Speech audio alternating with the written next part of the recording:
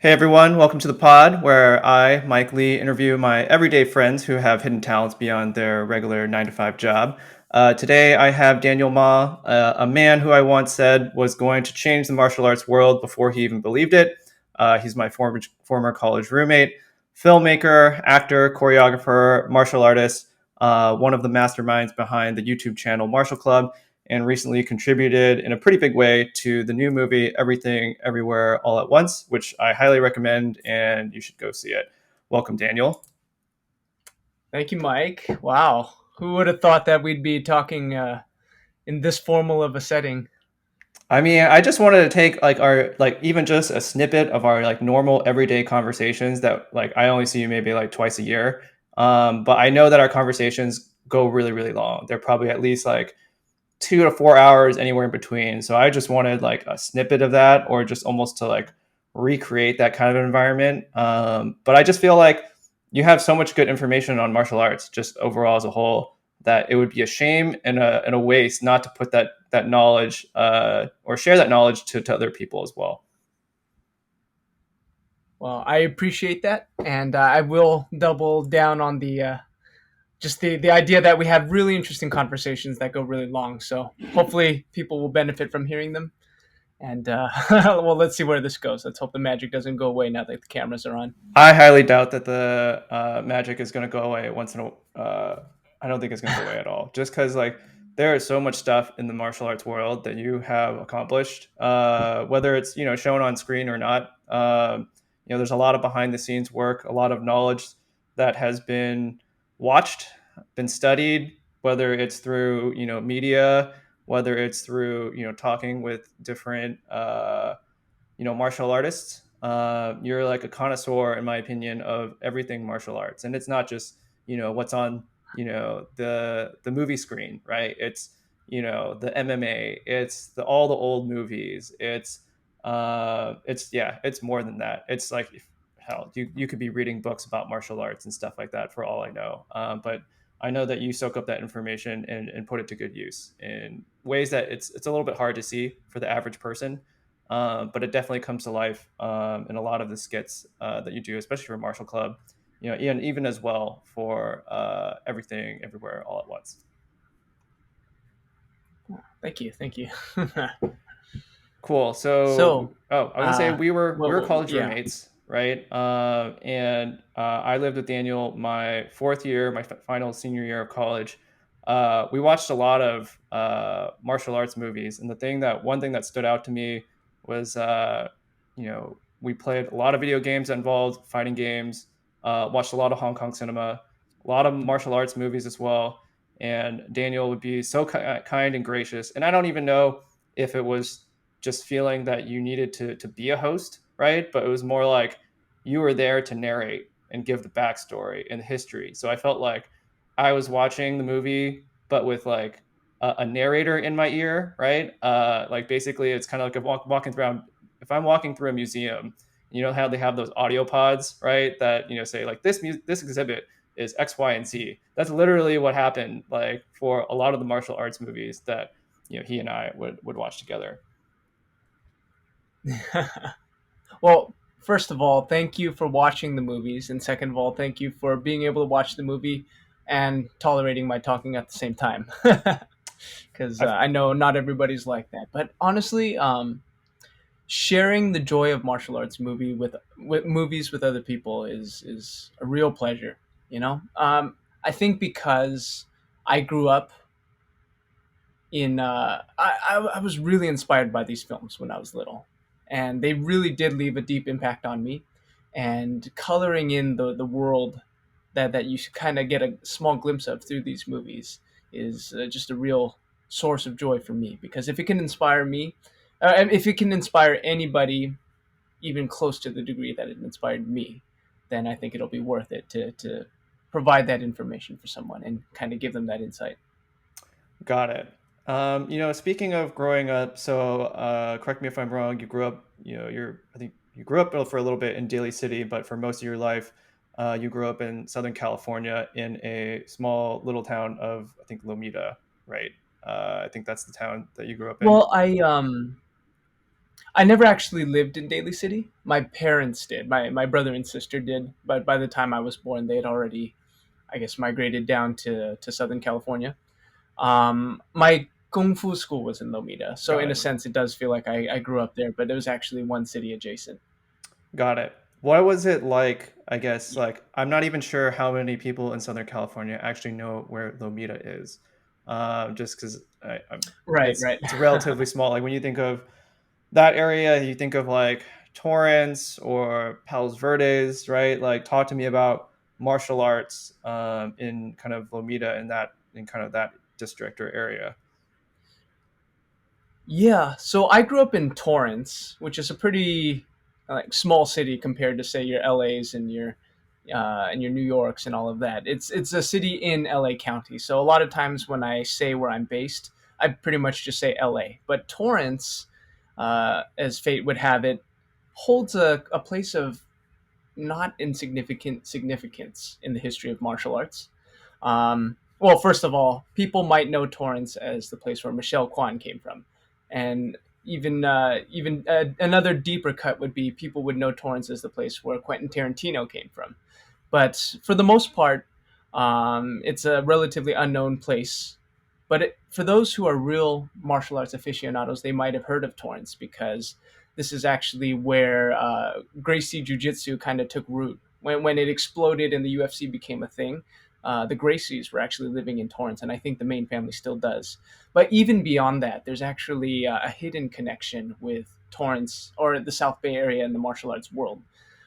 Bruce Lee, his family actually settled down there shortly after his death. So his wife Linda Lee actually taught in Torrance. She taught at the elementary school that my brother went to as a kid. It's actually just a couple miles away from my house, and she raised her children in this area. And Chuck Norris used to live in PB, which is also in this area, and just it kind of blows my mind and gives me some pause to know that really great martial artists have actually called this place their home.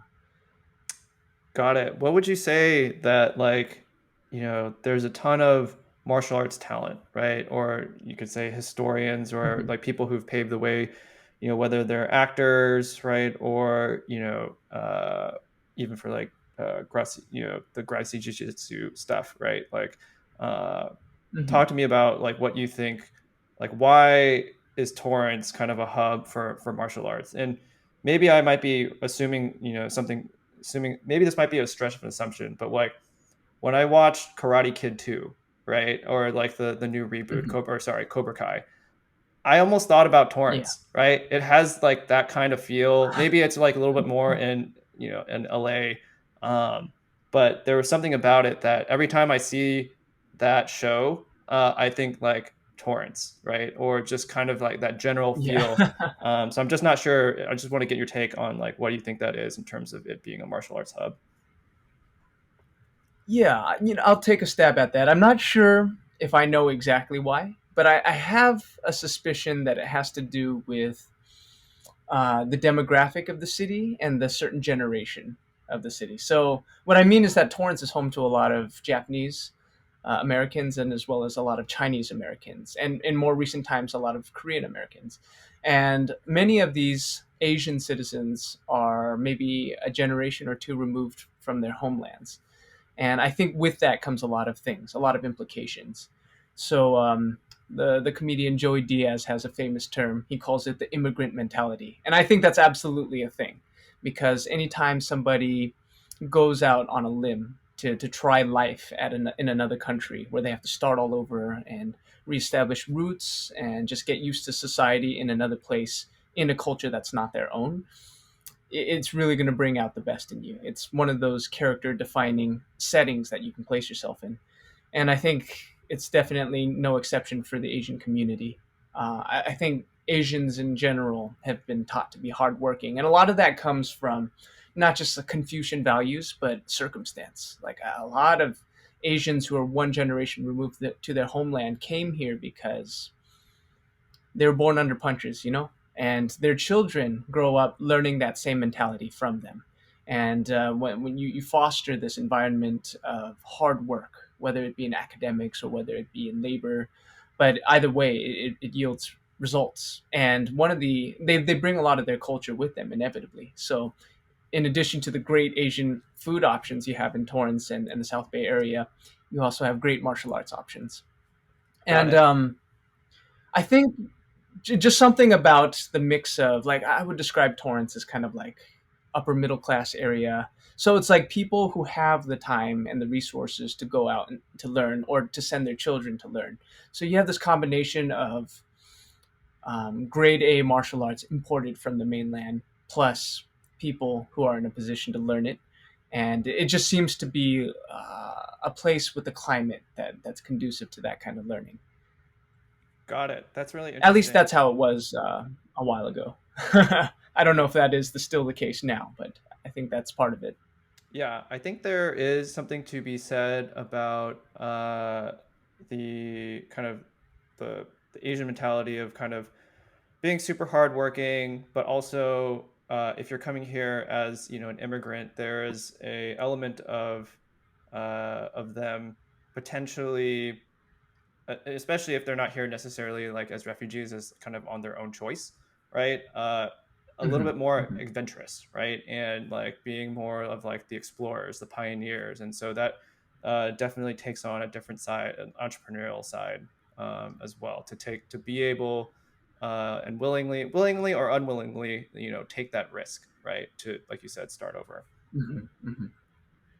Yeah. Uh, I wanted to know a little bit more about, why you think your parents, raised you or brought you into martial arts. Like, what is it about martial arts, that uh, appealed to them as, Hmm. a way that you got introduced to it? Right. Right. Well, I might have to go down a trip through memory lane, and it might hit upon some interesting emotional bubbles. But my parents, I think they were under the impression that I was slow when I was little. I don't know if they're probably right, actually. If academics were any gauge, if my if my physical condition was any gauge, I was a chubby kid, and I had trouble paying attention, and just there was no drive to anything I did.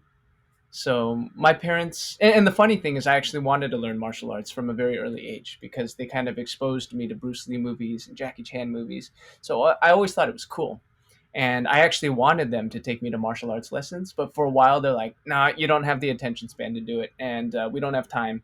And maybe they didn't tell me this, but maybe they didn't have the money.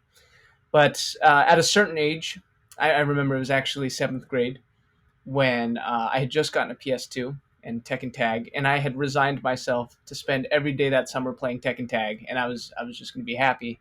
And my mom's like, nope, nope, no, that's not going to fly. So she's like, you got two choices. You either got basketball or you got Taekwondo. And growing up, never having had the choice to actually practice martial arts, I'm like, dude, Taekwondo for sure.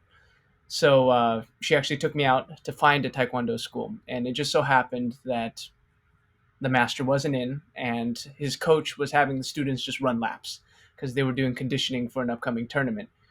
And I looked at my mom. I'm like, if we're just going to be running laps all summer, I'm not really feeling it. She's like, okay, we'll come back when the master's back, and then we'll see what you really think.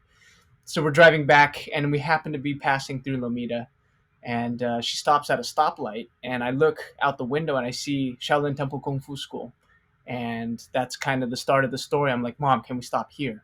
Because I grew up on martial arts movies, specifically Chinese martial arts movies, and Shaolin is like this mythical place. So when I see a Shaolin Temple Kung Fu School, I got to see what it's about. And they just happened to be coming back from a demo, and I met the master, and everybody seemed really cool. So I checked it out that following week, and I guess the rest is history. And the funny thing is, we're coming up on 20 years of that very date. That was 20 years ago. Oh wow. I'm trying to just imagine because I didn't know about the TKD part, and so I'm just trying to imagine like how your style would be very different if you had more of an upbringing with Taekwondo versus Shaolin. I think about that all the time too. I well, first of all, I'm one of those people who subscribes to the idea that everything happens for a reason. But I wonder because first of all, I'm happy I started with Chinese martial arts. In martial arts, you kind of have a spectrum. Well, you have lots of spectrums, but on Right. one spectrum you have like fluid, flexible, soft style movements, and then on the other hand you have hard, rigid, hard hitting movements. And that's why some like people who practice karate or taekwondo would they would describe kung fu as a soft style, even though you know hard hitting. If you're measuring terms in hard hitting, like you'll find hard hitters in both styles, but kung fu is considered a soft style, and I think being versed or being raised in a hard style and going from hard to soft is more difficult than going from soft to hard. Like I think it's easier for the more flexible person to embrace a harder, more rigid style later in life than vice versa. So I don't know how things would have been if I had started with Taekwondo. Maybe I would have been more agile. Maybe I would have lost weight sooner. Maybe I would have gone to the Olympics. I don't know. But I am very glad that my parents started me in Chinese martial arts because key to my upbringing as a martial artist was that cultural connection.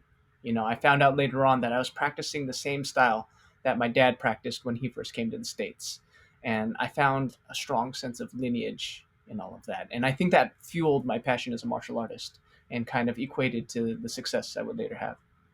Got it. Yeah, I can definitely see that. Do you think that the type of martial art that one studies, like, I'm curious how it affects their temperament because you're talking about hard and soft styles, right? And I would imagine in martial Hmm. arts, they're Hmm. also very reactionary styles versus like aggressive styles, just in the way Yeah. that philosophically, the martial arts are not only just physical, but they are also, to a certain extent, spiritual, right? There's kind of a philosophy or belief Yeah. behind, all of the movements.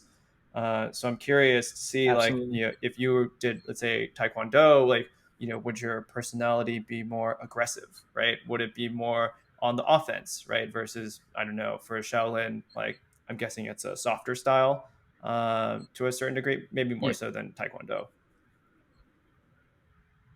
Well, I definitely agree that there's some kind of bearing that martial arts has on your temperament, but what it is and what it'll end up being, I think, is a complex. It's a an amalgam of a lot of different factors, right? I would say that the one thing I learned in college was that everything is the result of nature and nurture. So you have the nature of the style, what it's used for, what context it was bred under, and what context it's practiced under now. And that's definitely going to have a bearing on how you develop. For example, if you practice mixed martial arts and you're breeding yourself for competition, like you're looking to become a fighter, a prize fighter who fights in a cage, your success depends on how much you win, and how much you win very often depends on how much you hurt another person. So I think it's no surprise that you have a lot of products, a lot of martial artists produced by the MMA world who are a bit on the aggressive end. And nowadays we're dealing with things like CTE fighters who had a storied career, and in their retirement they're brought in on domestic abuse and stuff like that. I'm making a generalization, but this is an observable trend in mixed martial arts, and it's just built into the mindset, into the training mindset, because you're getting ready for a fight. You're putting your body through hell, both physically and mentally, and it's for the purpose of destroying another person so that you can quite literally raise your name.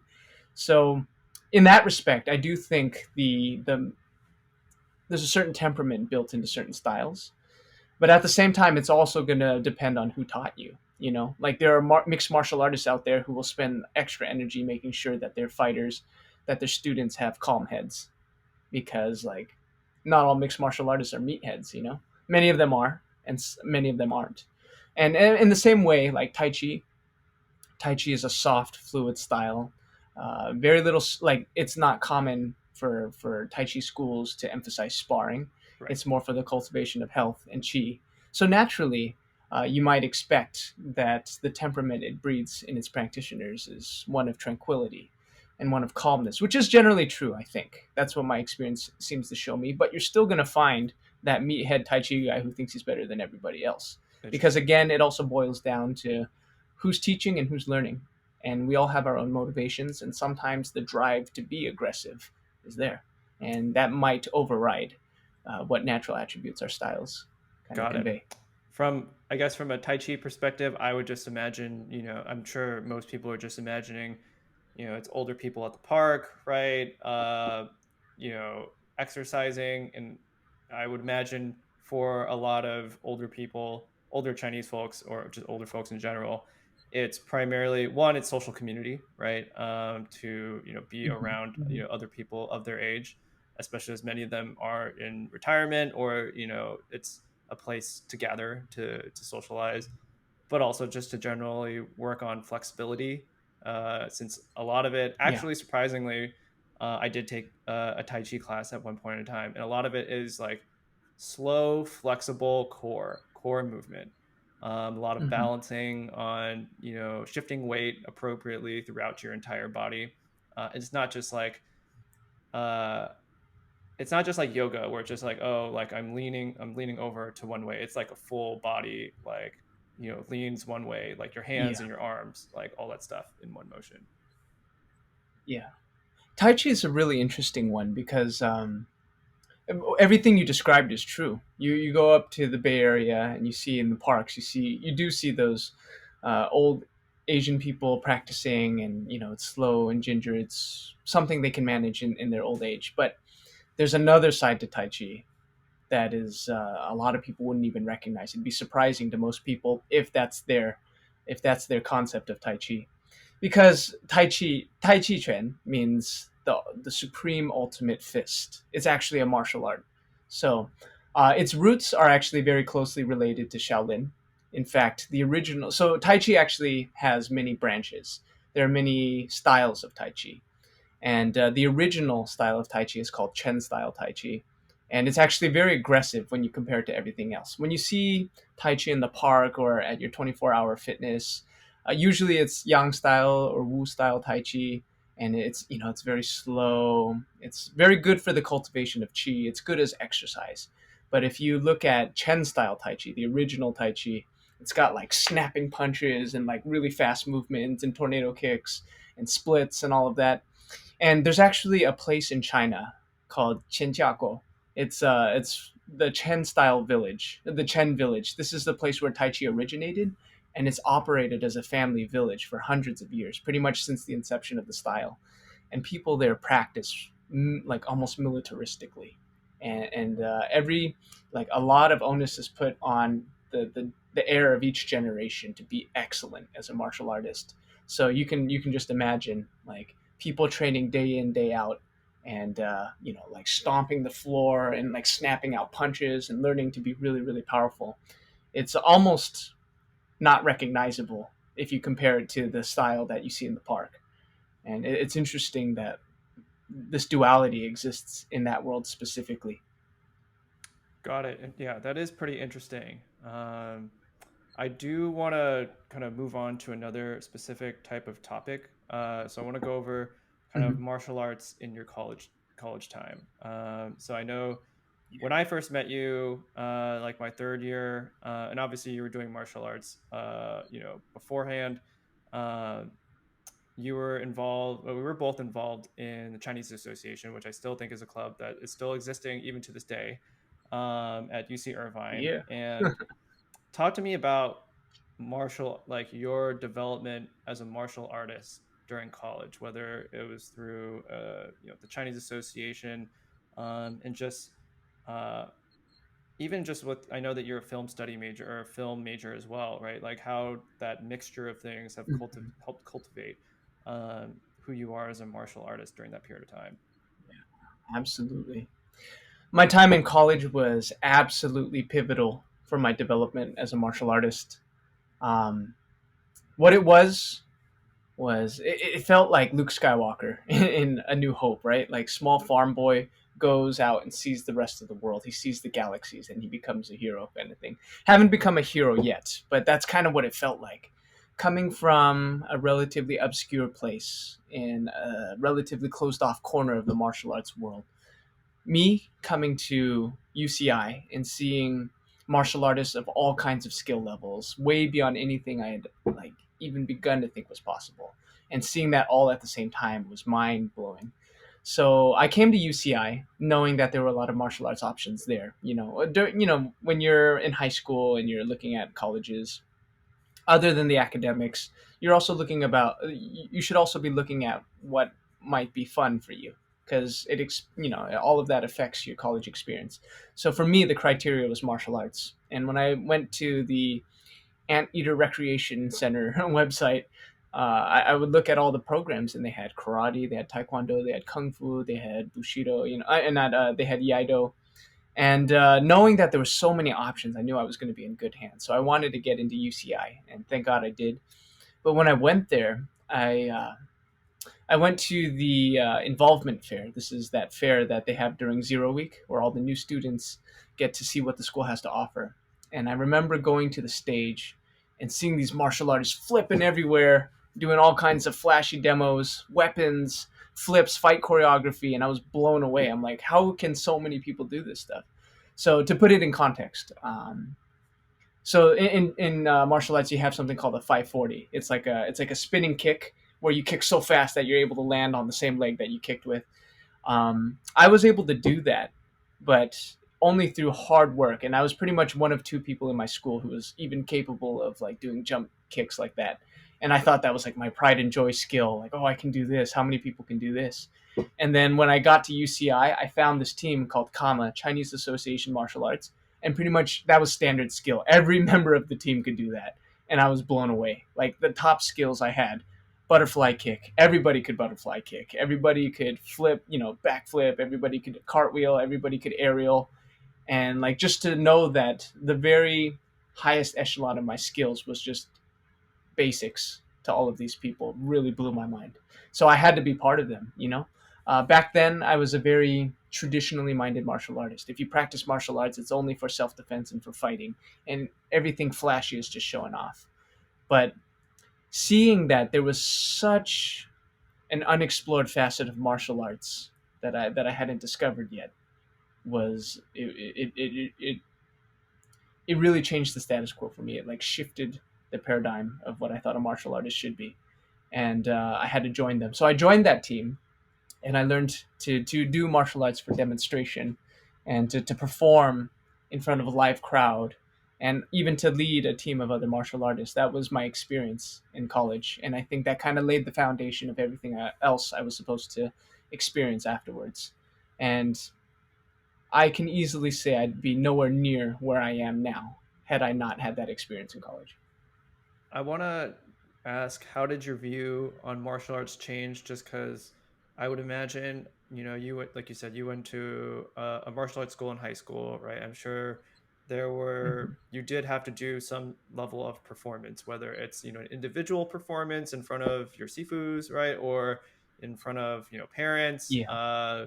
Like, how did that differ? Like, doing martial arts on stage with other martial artists that are not of your own style? Yeah. That's a great question.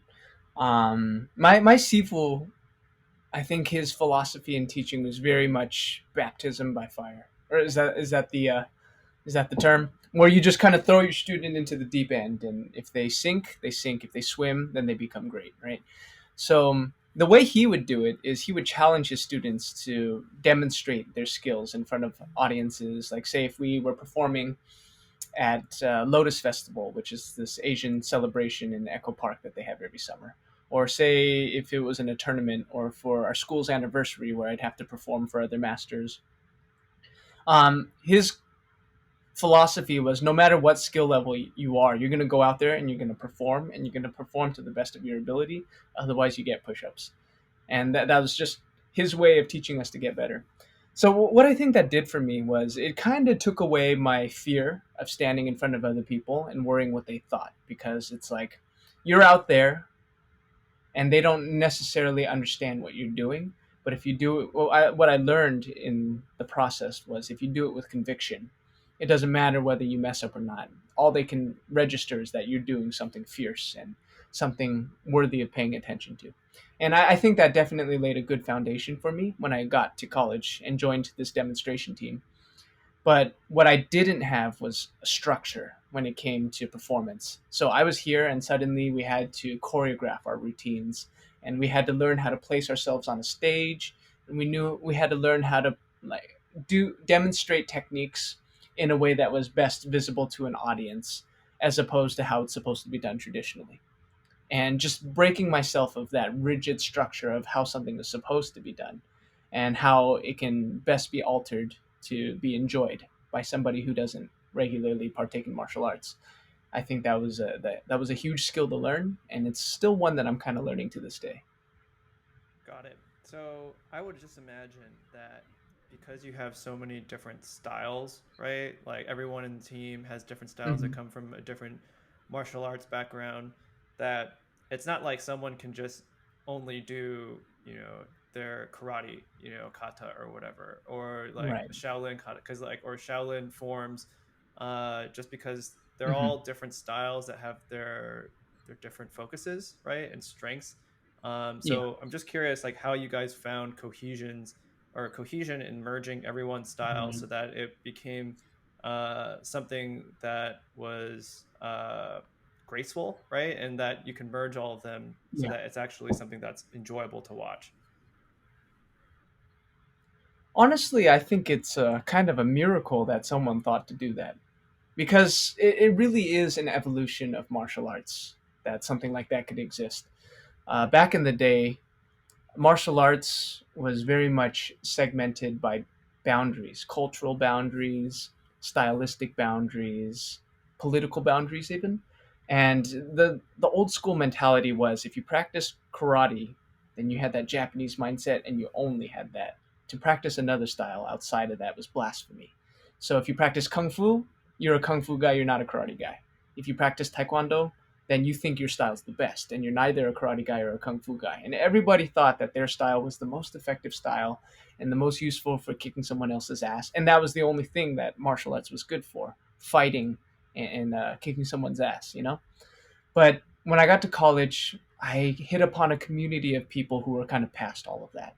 Um, I think one of the ways they were able to bring forward all of the best of each styles together was by bonding it with something else. When I came to CAMA, uh, the demonstration team, they had this strong like hip hop street martial artist vibe, and the idea was it flew in the face of tradition.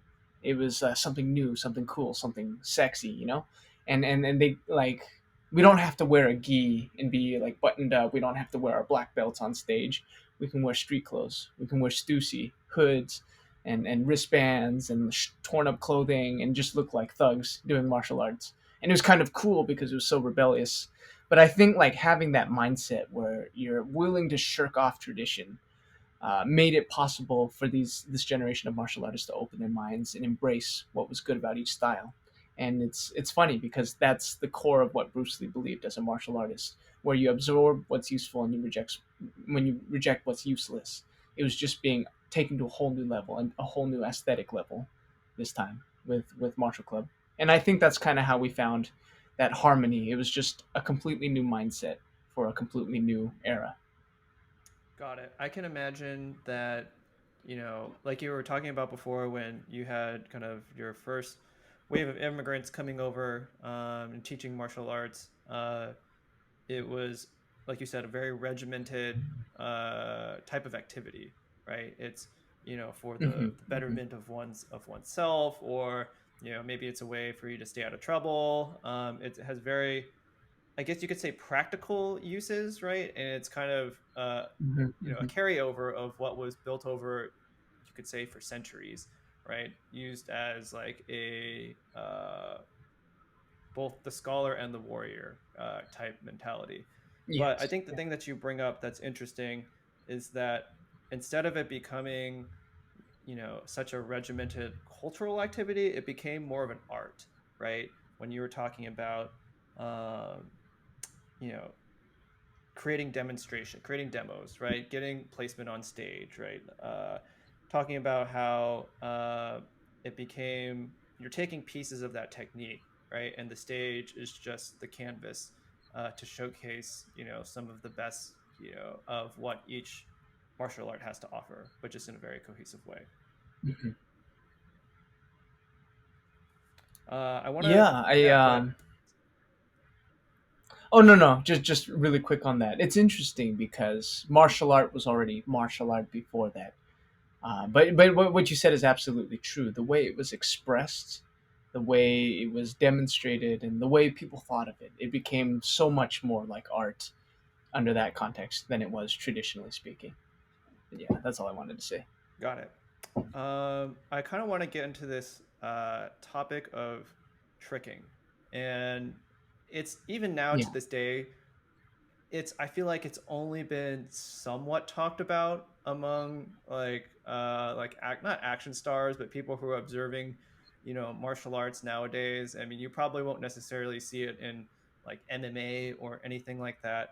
But talk to me about this martial arts form, or I would say it's a relatively new form, or I would even say it's a form. It's more Hmm. of a concept of tricking, and Hmm. how you guys utilize that at CAMA in terms of you know using it as a form or a concept to Hmm. express different martial arts styles. Yes, yes. So martial arts tricking is a relatively new style, I guess you can call it. It combines martial arts fundamentals with gymnastics and elements of breakdancing and capoeira, and basically it's a visual spectacle of the most fantastic elements of martial arts, the most spectacular elements of martial arts. So it's characterized by spinning kicks, like people spinning 2.5 times in the air and kicking, people doing backflips, people doing gravity defying stunts, and using that as a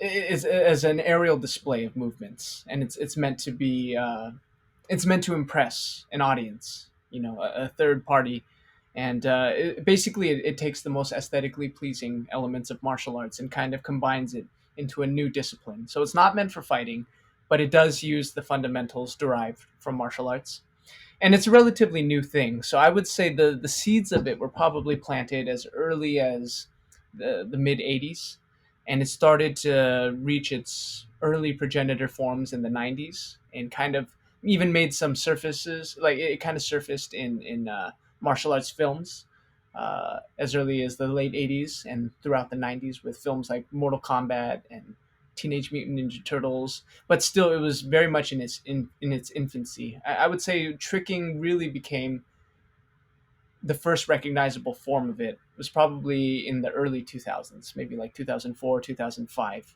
But since then, it's developed a lot, and it's one of those sports where it's so new that you compare the first year versus 20 years later, which is relatively short for a given sport, and the difference is night and day. You can't even recognize it anymore.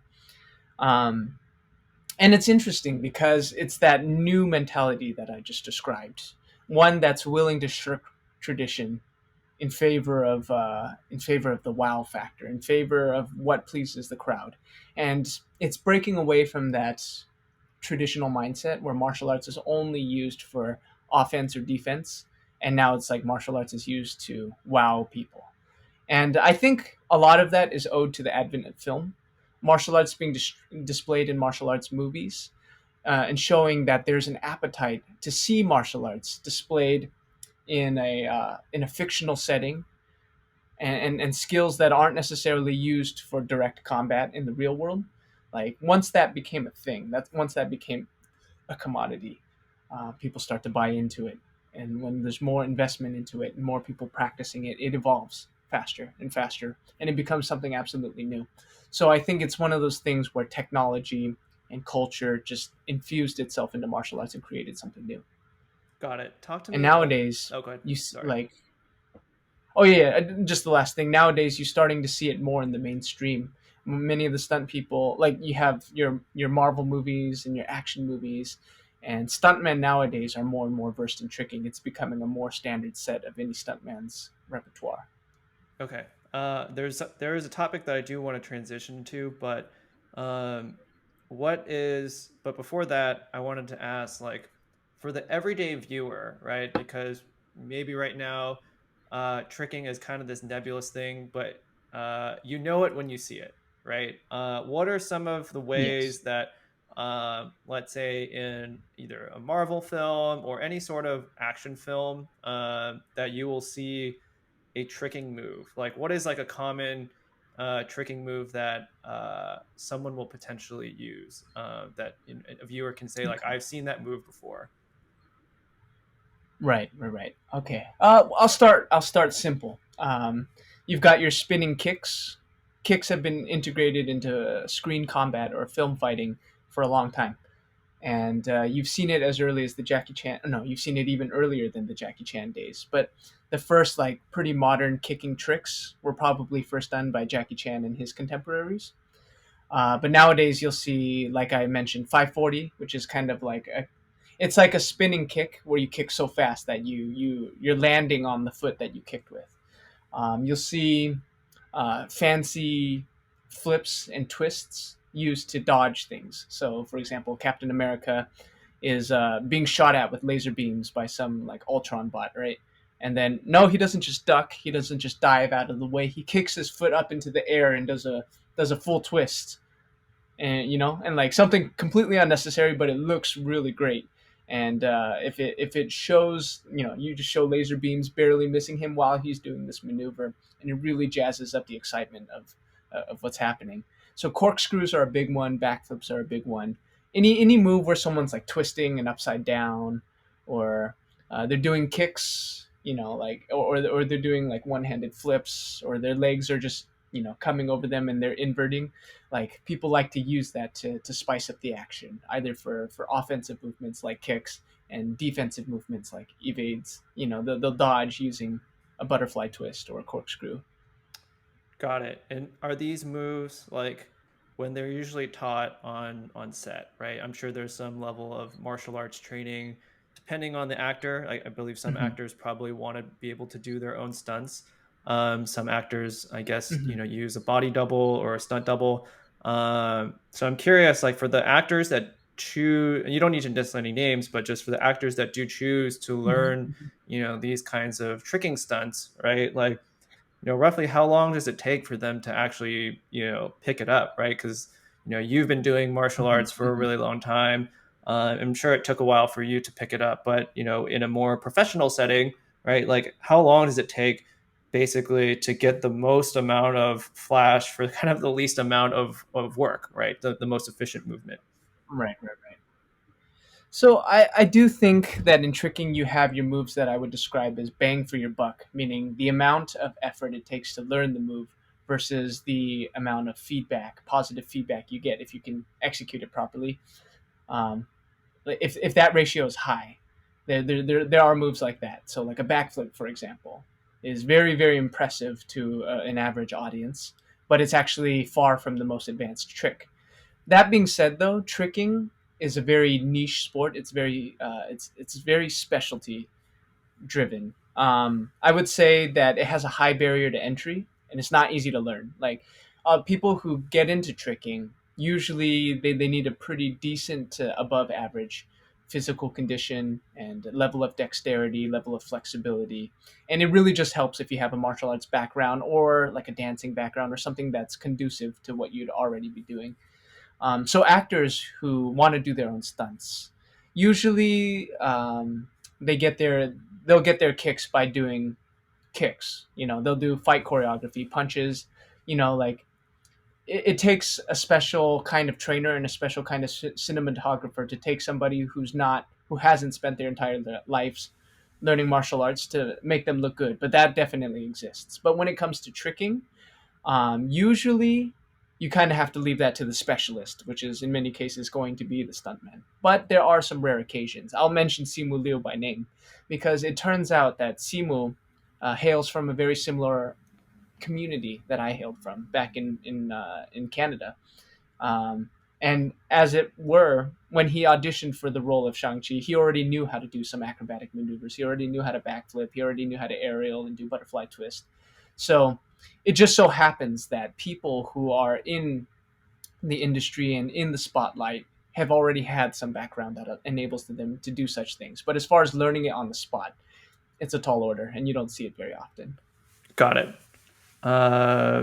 I wanted to go into that one comment that you mentioned about tricking, being prevalent in the 80s and 90s. You mentioned Mortal Kombat.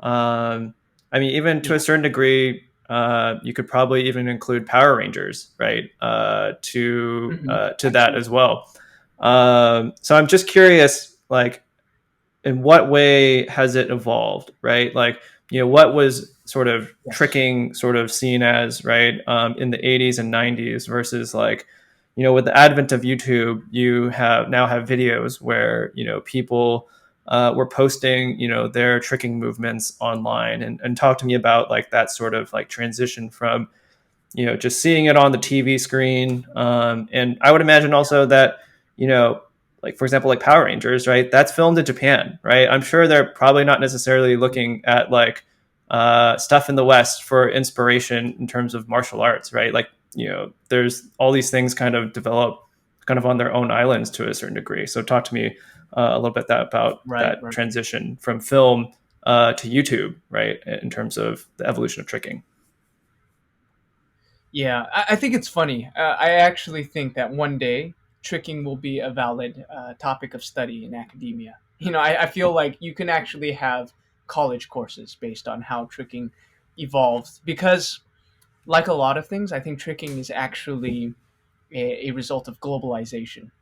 Because, like you said, like like the Zero Rangers, Super Sentai, like Power Ranger, what Power Rangers is based off of, those shows in Japan, like they're doing the moves that kind of laid the foundation for tricking. They're doing 540s, they're doing 360 kicks, and I think they actually got that from Jackie Chan's era of filmmakers, where people who did these kinds of stunts in Peking opera and wushu brought that to film, and that was quickly adopted by their neighbors across the sea. And we see that as American consumers. But what makes I think tricking is distinctly American in origin because it was kind of born in the American karate circuit. So like, and that's many thanks to a movie like Karate Kid, where it kind of highlights the growing culture of karate amongst the suburban middle class, white middle class, like with the proliferation of karate schools in these suburban neighborhoods and all these kids, these American kids getting into karate and competing. A circuit was formed, and it came to be known as sport karate. And it was in these karate competitions that they decided to take kata, or the forms in karate, and they had their traditional kata competition where they would do traditional forms, traditional patterns of movements, and compete against each other. But to spice it up a little, they invent something called extreme kata, and then suddenly you can mix and match the forms and make it jazz it up a little. And that it was around the 80s when that started to become a thing. And then as the extreme competition starts to heat up, people start spicing up their routines with these aerial maneuvers that a lot of their competitors can't do. And suddenly they have a clear advantage and they win all the tournaments. But it's an arms race. So people start learning these maneuvers, start innovating these maneuvers, and suddenly the competition has bolstered the growth of this new movement called tricking, martial arts tricking. And evolution speeds up, but right now it's still limited to this karate circuit. And then you introduce the advent of internet technology. With YouTube, people are able to post this footage online, and more people see it, and more people are able to replicate it. And they don't need to go to a karate school suddenly to learn it. They're just going into their backyards and replicating what they see in these YouTube videos. And suddenly, with enough hard work, they start getting good at it. And then suddenly, you have the birth of an underground culture, and that's the tricking community. And you've got the martial arts end of it, the formal end of it, and then you've got this breed of backyard trickers, and they're starting to meet each other, and they're starting to trade ideas, and they're starting to meet each other physically, not just communicating online. They're having gatherings all around the country, and skill is just increasing. And as this culture, this underground culture develops, suddenly you have things like value systems. Who's popular in the world of tricking? Who's the it person? And it's driven by competition. And that's just what bolstered its growth. That's what took it from this obscure thing that you only see in the movies in the 90s to like this worldwide community that we have today. Got it. Talk to me And yeah, about like who, because you mentioned like the whole line of tricking, and I think you did a really good job of explaining how it went from film to YouTube and the explosion of that, watching the backyard trickers. Talk to me a little bit about who are some of the prominent early figures in the YouTube tricking community, just because like I feel like maybe they don't get their just due, right? Because you're gonna yeah, see what you guys do for MartialClub. Now you see much more tricking being prevalent in, or I guess there's a much bigger platform for martial arts skits and stuff like that among, or at least on YouTube. But I want to you know go back, right, and tell me about a little bit about who kind of like the prominent figures were that really kind of laid the yeah. foundation for the YouTube tricking community. The funny thing is, I think the pioneers of tricking are unsung heroes, not just in the eyes of trickers, but in the eyes of the world. Because the truth is, a lot of their exploits, a lot of their work, their fingerprints are left on all kinds of things that we consume on a regular basis. So, for example, in the first generation of trickers, you have people like Stephen Ho, or you have your Ernie Reyes Jr., or Ernie Reyes Sr. These people who they were in a lot of things that we might martial arts related shows and movies that we might have seen in the 80s and 90s, like Surf Ninja or Three Ninjas or Teenage Mutant Ninja Turtles, Mortal Kombat, Power Rangers. Basically, all of them were the original all stars in the karate circuit, in the taekwondo circuit. Like there was a community already brewing. But the thing is, it's a while in the past, so modern trickers might not even know who they are anymore. And they did all of the entertainment in our American martial arts related media, and we only know them as stuntmen. And stuntmen are pretty unsung in the industry, as it were. So it's like unless you were actually invested and you were trying to learn yourself, you probably don't know who they are. And then you go on to people like Manny Brown, Ben Brown, Steve Torrada, like all of these people. Most of them have faded into obscurity, but mainly because a lot of them are working anonymously behind the scenes, um, you know, in the shadows of more established actors, because they're acting as stuntmen and stunt choreographers, and their names kind of go unrecognized. And they're far enough in the tricking past that a lot of current trickers don't know who they are, and they're so hidden in the credits that you don't really recognize their name when you see it scroll by. And then we go on to, I would say, the closest tricking ever got to mainstream was probably about 10, 15 years ago at this point, when there was a generation led by Anish Churfa. And people might know him as Rinsler from the Tron Legacy movie. And he was also in Max Steel. He was, in my opinion, the GOAT of tricking. There are people who are better than him now, but he's like Michael Jordan. You look back and you just have to like understand what it was like when this person was around. They were like the god of tricking. He and he's still alive. It's just he's much more obscure now. We've gotten to a point where trickers today don't even know who he is. But you watch his videos and you see that he's heads and shoulders above the rest. The quality of his tricks, the expression, the power, the gracefulness. Like he jumped so high and spun so cleanly, kicked so wide that it's no wonder that Hollywood snatched him up. And he made his mark in movies like Tron Legacy, and like I mentioned, Max Steel and other movies as well, in slightly less like well-known roles. But even he kind of exists in relative obscurity when you kind of compare him to society at large. Most people don't know who he is, and it's kind of a shame that there's so much talent. Like every tricker is serving to push the boundary of that frontier of human ability, and they're like gaining ground every single day, and yet most people don't know who these people are. It's kind of a shame, Can and you, there's reasons for that, but yeah, yeah. can you talk to me about you mentioned pushing the frontier of human ability, right? Talk Mhm. to me about what was it like when uh a tricker, maybe let's say a prominent tricker, they've achieved something that no one else in the community has ever done before, right? Maybe it's, I Hmm. don't know, instead of a Hmm. triple, I don't know the exact terminology, but instead of like three spins, a triple, whatever, maybe it's a quad, right? And Yeah. like, Yeah. what were some of the barriers or the new things that were being pushed, right? And what was that reaction, Yeah. by the community? Now that you have YouTube, right, it became like a badge Yeah. of fame, right? Like no one has ever done this, Right. filmed, right? Solidify your Absolutely. place in YouTube history or tricking history. Now that you have YouTube, and you can basically show that to the rest of the world. Yeah. The interesting thing about tricking is that every trick is so spectacular that at one point it was absolutely groundbreaking the first time it was done. And that's basically every trick. Every trick that was ever done was a new trick, when it was created. So, and competition and innovation is woven into the fabric of tricking. So it's in its nature to constantly escalate and grow. So, excuse me.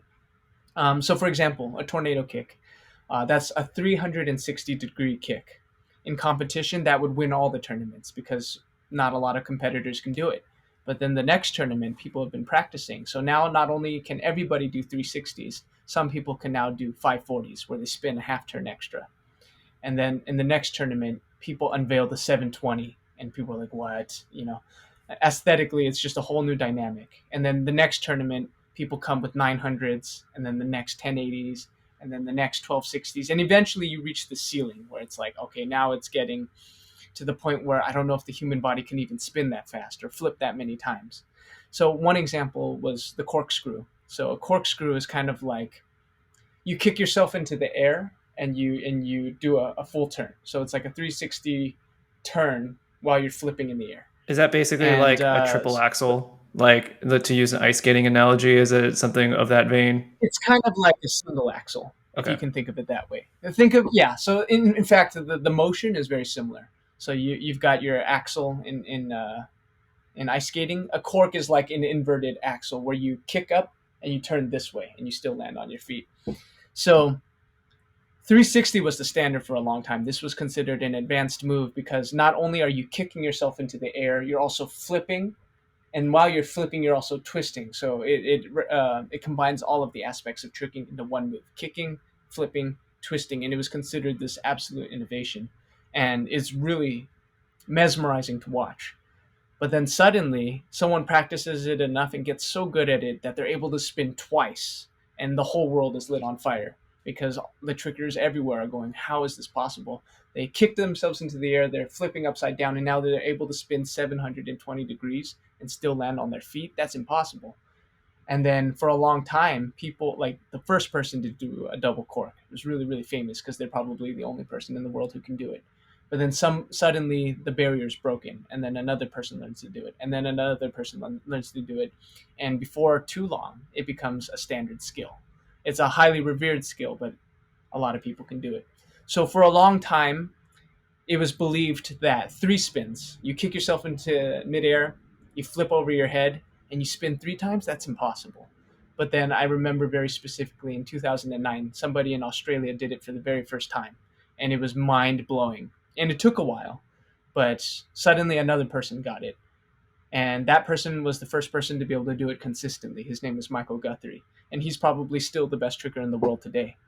Um, and it got to the point where over the years you have maybe like over the next 3 years you had maybe another three people who managed to land it once, but still only one person who can basically do it on command.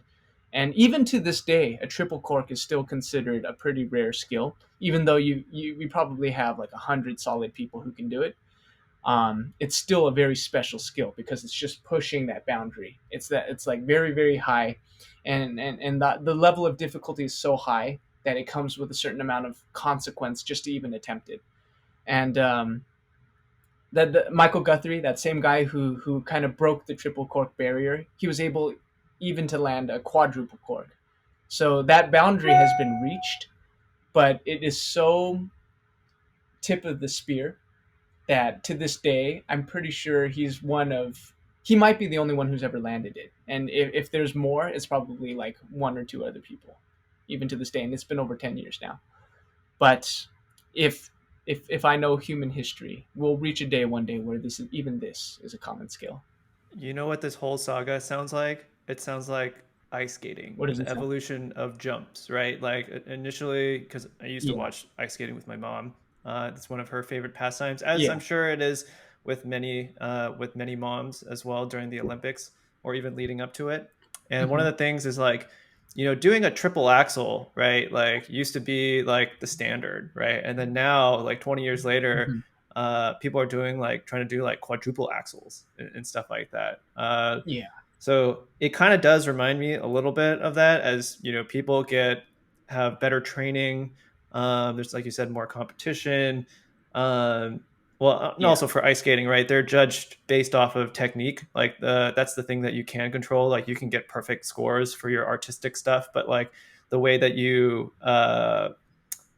get more points is if you do more difficult tricks, right? If you say to the judges like, "Hey, I'm going to Yeah. do X, Y, and Z tricks," right, and they have higher point potentials.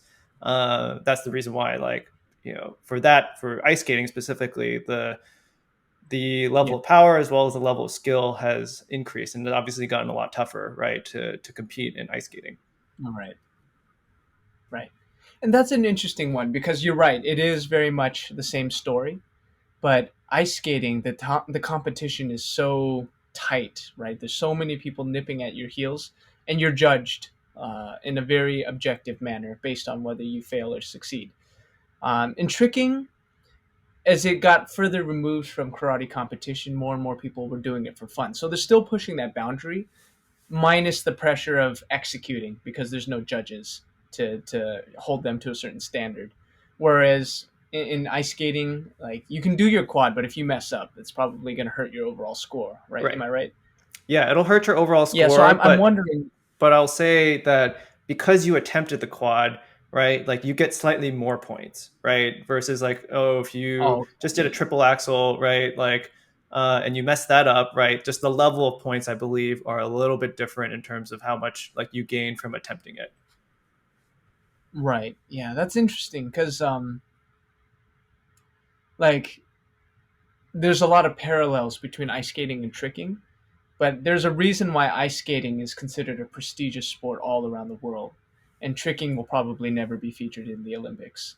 Like they progress in a certain way, and there's even a lot of similarities between the skills.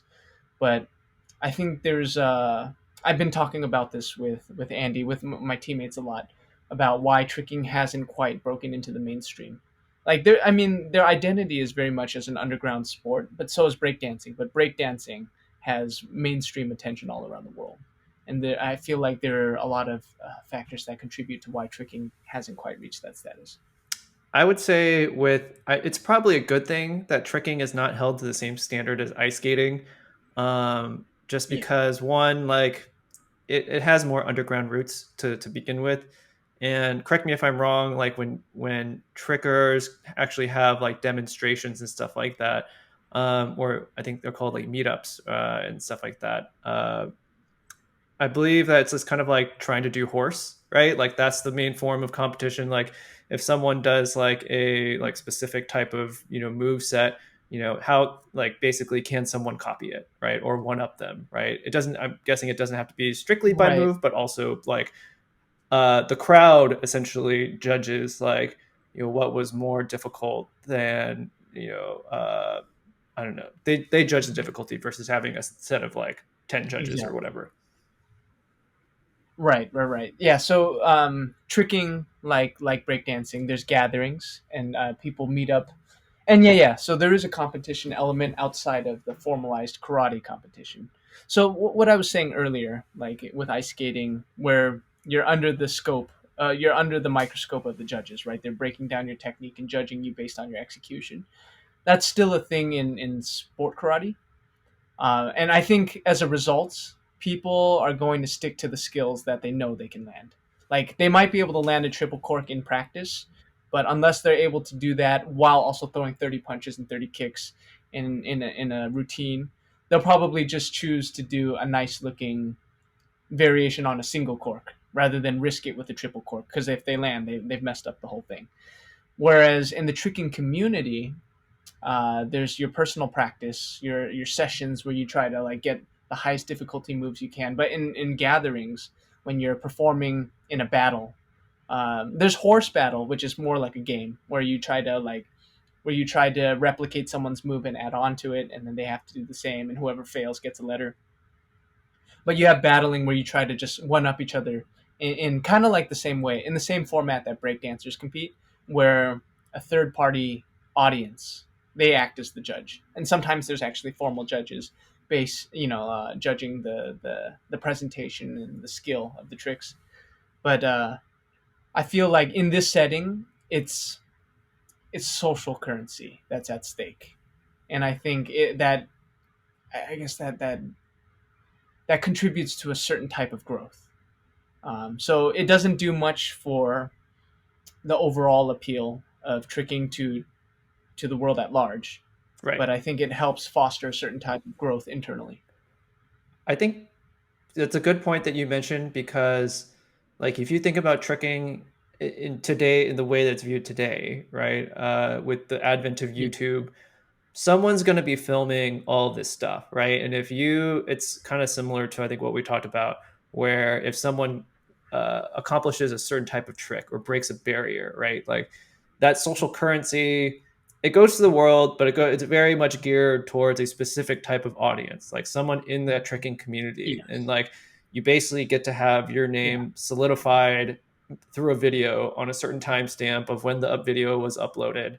So I think it yeah, sounds like that's kind of like what you were sort of talking about. yeah, yeah. So yeah, that's absolutely a thing.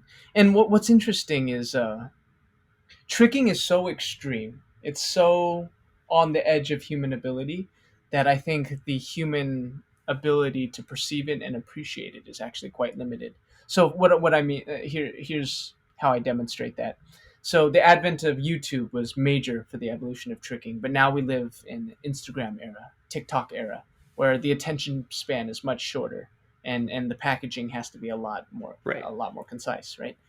So in Instagram, um, a lot of trickers, they like to throw their best stuff on there. They do a compilation of 30 of their best tricks or 30 of their best combos, and it's like 30 seconds of pure awesomeness, lots of spinning, lots of like 20 doubles, triples, what have you, flips, kicks, all of it. But when there's so much of it, it's kind of like it overwhelms the mind. And somebody who runs across this clip in their random suggested feed, they'll be hooked for like 3 seconds, and they'll go like, all right, I've seen enough, and they'll just scroll on. Whereas somebody who knows how to take one trick and present it just right with a solid takeoff, a solid execution, and a solid landing, and boom. Sometimes that clip has a better chance of going viral than this compilation where someone showed like the best skills over and over again.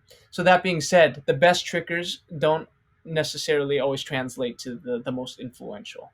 Andy Lee, my teammate, is probably one of the most successful trickers out there in terms of following and traction because he knows how to present his tricks. He doesn't go for like the crazy, the biggest amount of power. He knows how to put it together in a way that's palatable to the general audience.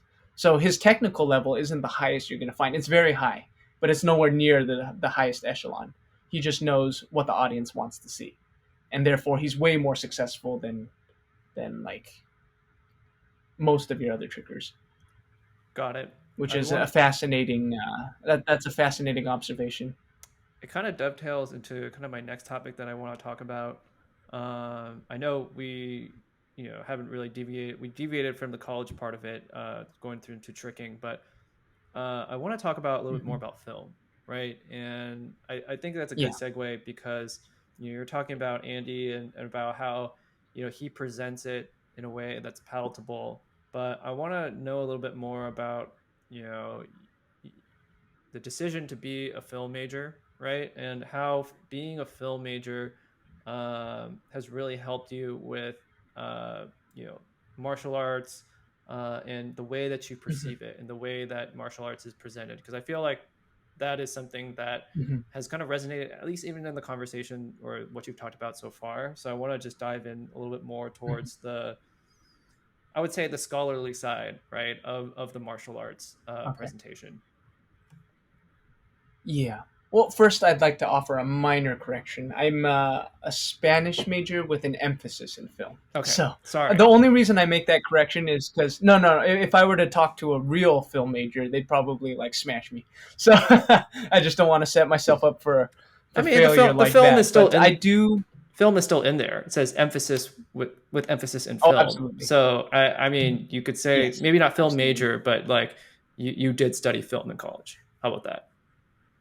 Yes, yes, definitely, definitely. And you're right. You're right. I do take a scholarly. I try to take a scholarly approach to everything I do, um, especially regarding martial arts and especially regarding film. Um, yeah, I think what it's done is it's given me an enhanced vocabulary uh, to allow me to try to communicate what's being done in a way that people can understand, and also try to push my understanding of it to another level so that we can approach it better. You know, like I think on one hand you can have the intuitive angle, like I just want it to look good. So what do I do to make it look good? I'll try shooting it from this angle, make sure it's well lit. But I think approaching it from a scholarly angle means like understanding why like shooting it from this angle makes you feel this, and why politically like this allowed for this kind of art to exist.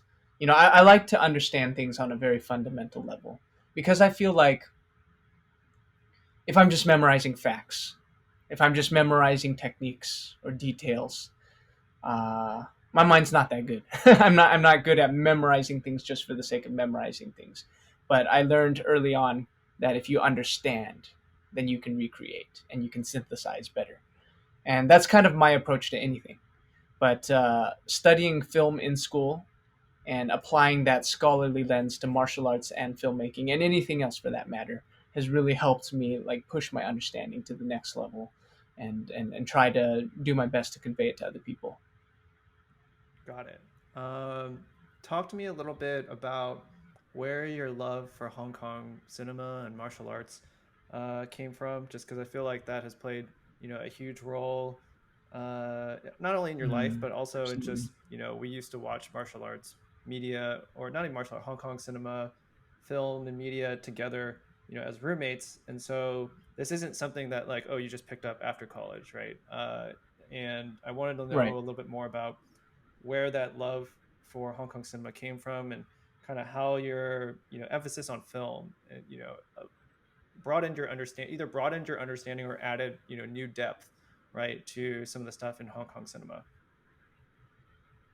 Right. Right. Okay.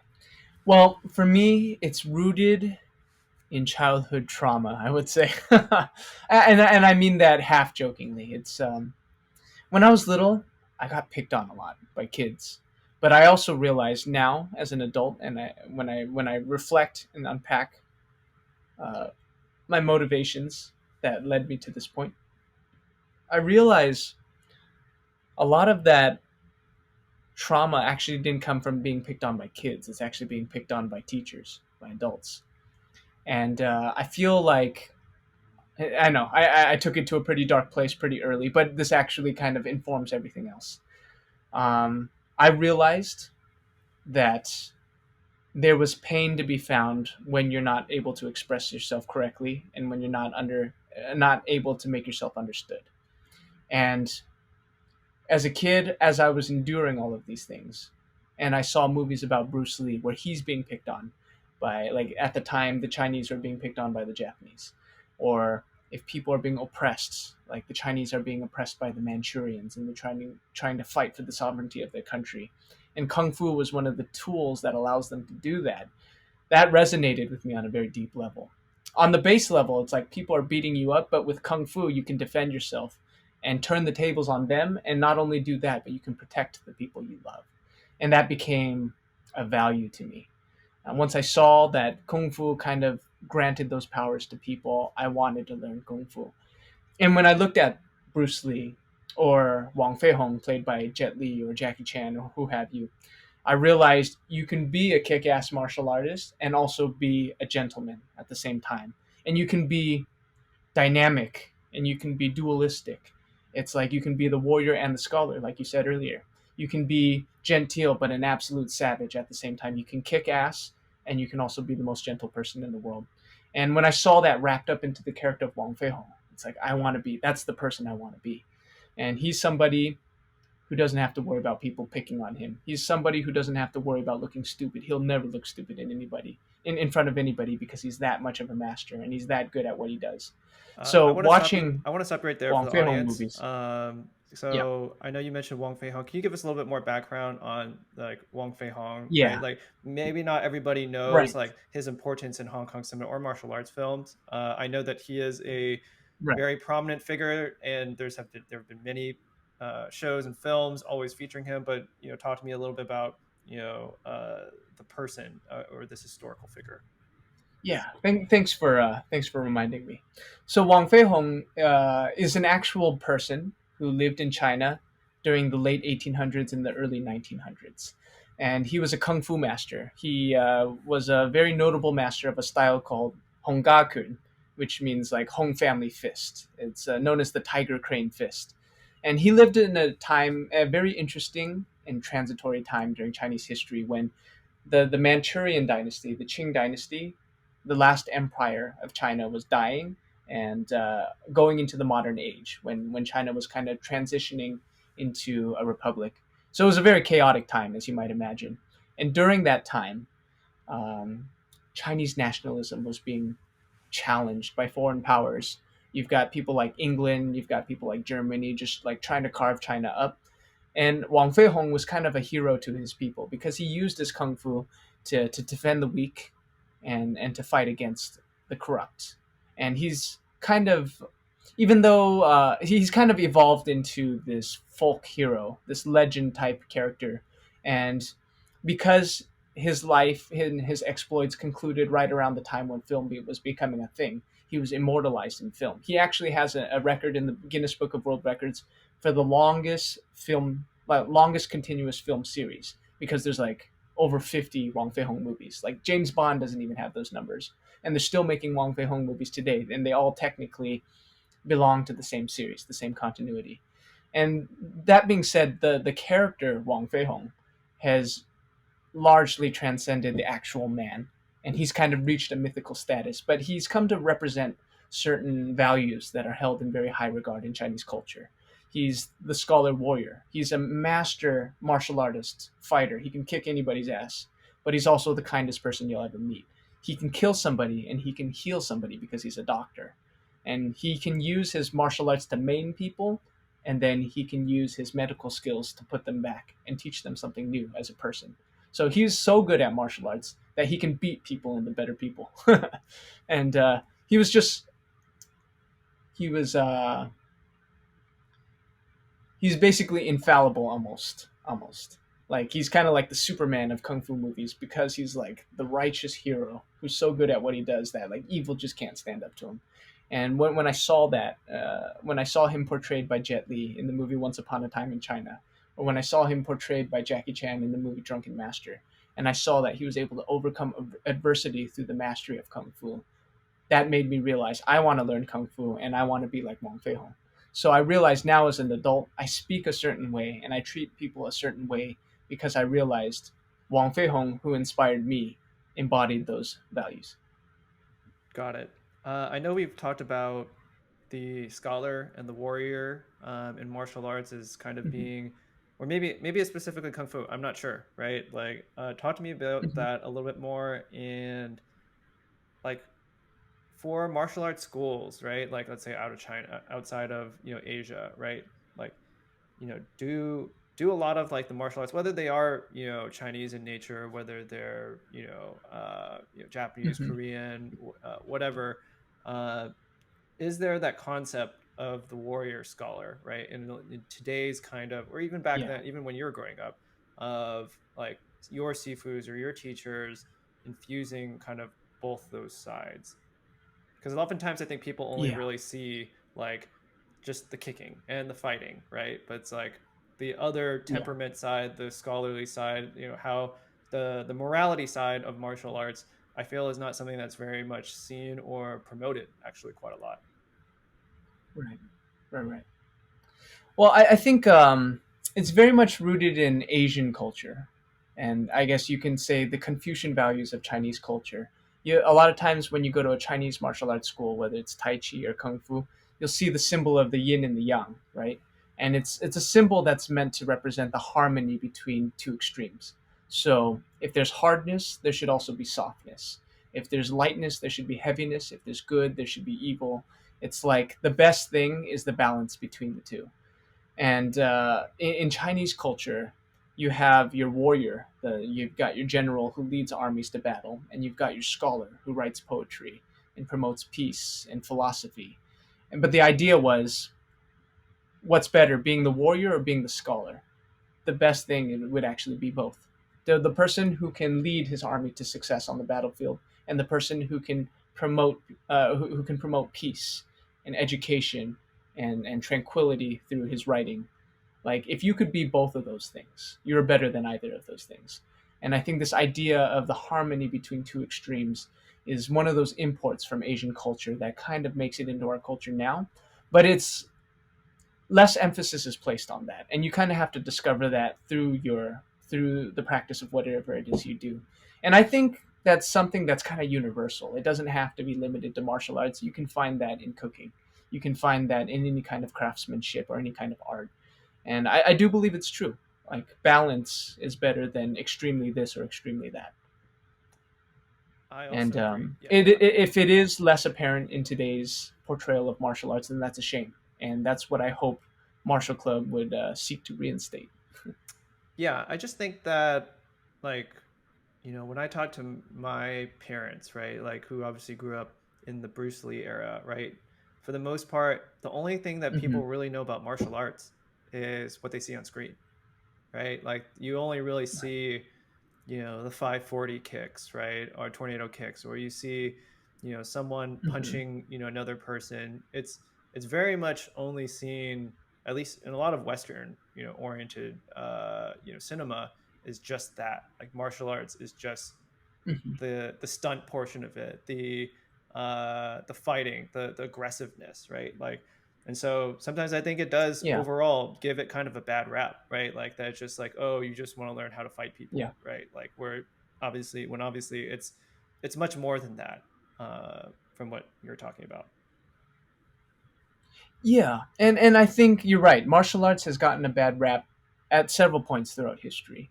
And I think that's why the Shaolin Temple has been burnt down several times, you know? Like, I would say when my dad was growing up in Hong Kong, back then martial arts had a connotation of this is an activity done by hoodlums and gangsters.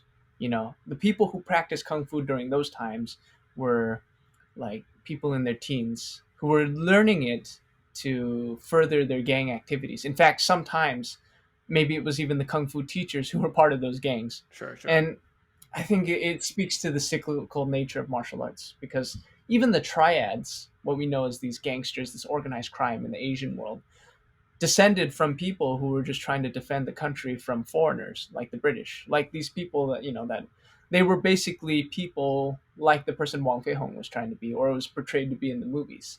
It just graduated into something else, and I think that that suggests a lot of things about our world. One is that you have to keep trying to be good, otherwise you'll turn bad. But also, just like it's a cyclical thing. Sometimes you're this, and sometimes you're that, and then every once in a while something will happen to correct the balance. You have moments of peace and harmony, and you have moments of turmoil and chaos. And I think it's just part of the continuum that is our world. And martial arts is no exception. Sometimes you have your bad martial artists who kind of rule the scene and give martial arts a bad reputation. And then you have your eras reigned by people like Wong Fei Hong, where they're known for their benevolence and their peace, as well as their skill. And for example, kung fu movies gained prominence in America because the people who related to these themes of revenge and fighting against the man were, part of the minorities in America who were experiencing a very similar form of oppression. So it's like I wouldn't say that the scholarly aspects of martial arts were missing from the movies. It's just that the people had an appetite for the other parts, so they only emphasize those parts, and therefore the other stuff goes ignored, even though it's there in plain sight. Sure.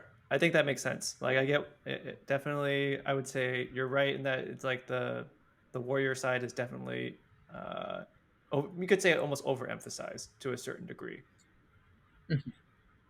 I want to Yeah, transition I'd agree. into martial club stuff because that's something that I know has Okay. been a really big project and also a big part of your life. So talk to me about the origins of martial club and like how you met Andy and Brian and decided to hey like we want to you basically wanted to like continue to go down kind of the film route with martial arts. Yeah, yeah. Okay, I'll start by saying that Martial Club is a martial arts group that's dedicated to promoting the virtues and ethics of martial arts in this modern world. And like our conversation is kind of suggested up until this point, people have forgotten the finer aspects of martial arts or martial arts altogether. So it's Martial Club is built up of three core members: Andy Lee, Brian Lee, and myself, Daniel Mah. And we started off just as three martial artists who happened to have a passion for Chinese martial arts and filmmaking in a time when Chinese martial arts didn't have a lot of favor in uh, in the filmmaking of the day. And that's because Chinese martial arts, was very popular in film in the 70s and the 80s, maybe even to a lesser extent in the 90s. But it's kind of fallen out of favor in recent times. People would rather see brawling type martial arts or mixed martial arts or like just more like aggressive stuff. There just seems to be an appetite for that now.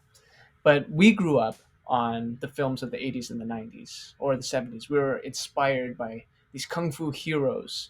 And Andy and Brian had a similar upbringing to me in the sense that we were picked on as kids and we were kind of bullied by other people, whether it be teachers or whether it be kids. Um, there was motivation to learn how to defend ourselves, and even more so, there was motivation to find our inner strength and make something of ourselves. So that's kind of the mindset that brought us together, and we started practicing what we call shapes. It's a certain type of film fighting that uses kung fu, traditional kung fu, and we would base our action off of movies from the Shaw Brothers era, from the 70s, movies from the 80s, the Golden Harvest era, and basically, we did it because nobody else was doing it, and this was the stuff we loved. This was the stuff that inspired us. So we would choreograph little bits of fight choreography. We would organize it into skits sometimes, and we would just upload it on YouTube. And we didn't start with the overt intention to make a YouTube channel or gain a following, but that it just so happened that's what happened. People started to take notice of the stuff we were putting on YouTube, and more appetite, more and more traction started to result from it. And we started becoming a little more sophisticated each time we did it. So we would write a bit more of a complex story, or we would up the complexity of the choreography.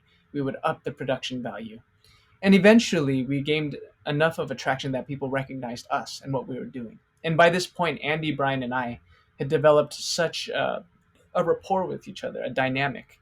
And we were kind of like a club, and we were all about martial arts. And it just so happened that our favorite fight scene in kung fu movies was from a movie called Martial Club. So we decided to call ourselves Martial Club. And it paid homage to the movies that inspired us. And it just kind of like painted the picture of where we wanted to take this thing. So our YouTube channel started to grow bigger, started to grow bigger, and with more people jumping on board, our friends started to recognize what we were doing, and they wanted to jump on board to help. So we kind of formed a stunt family over the years, and with more people behind us and more resources, we were able to buy better cameras, better editing, special effects, better props, and stunt and special effects department. And suddenly, we're able to make like pretty good short films, stuff that even kind of rivals the quality of action that you see in mainstream movies. And we were doing it independently because we were subscribing to an older method that didn't rely on tricks. And eventually that gained the attention of the film industry, and that's where Martial Club finds itself now. The next step for us is trying to make feature film, but the mission statement has always stayed the same. We are martial artists trying to make the best versions of ourselves, and we're trying to take people with us on our journey and hopefully inspire them to do something similar in their own lives.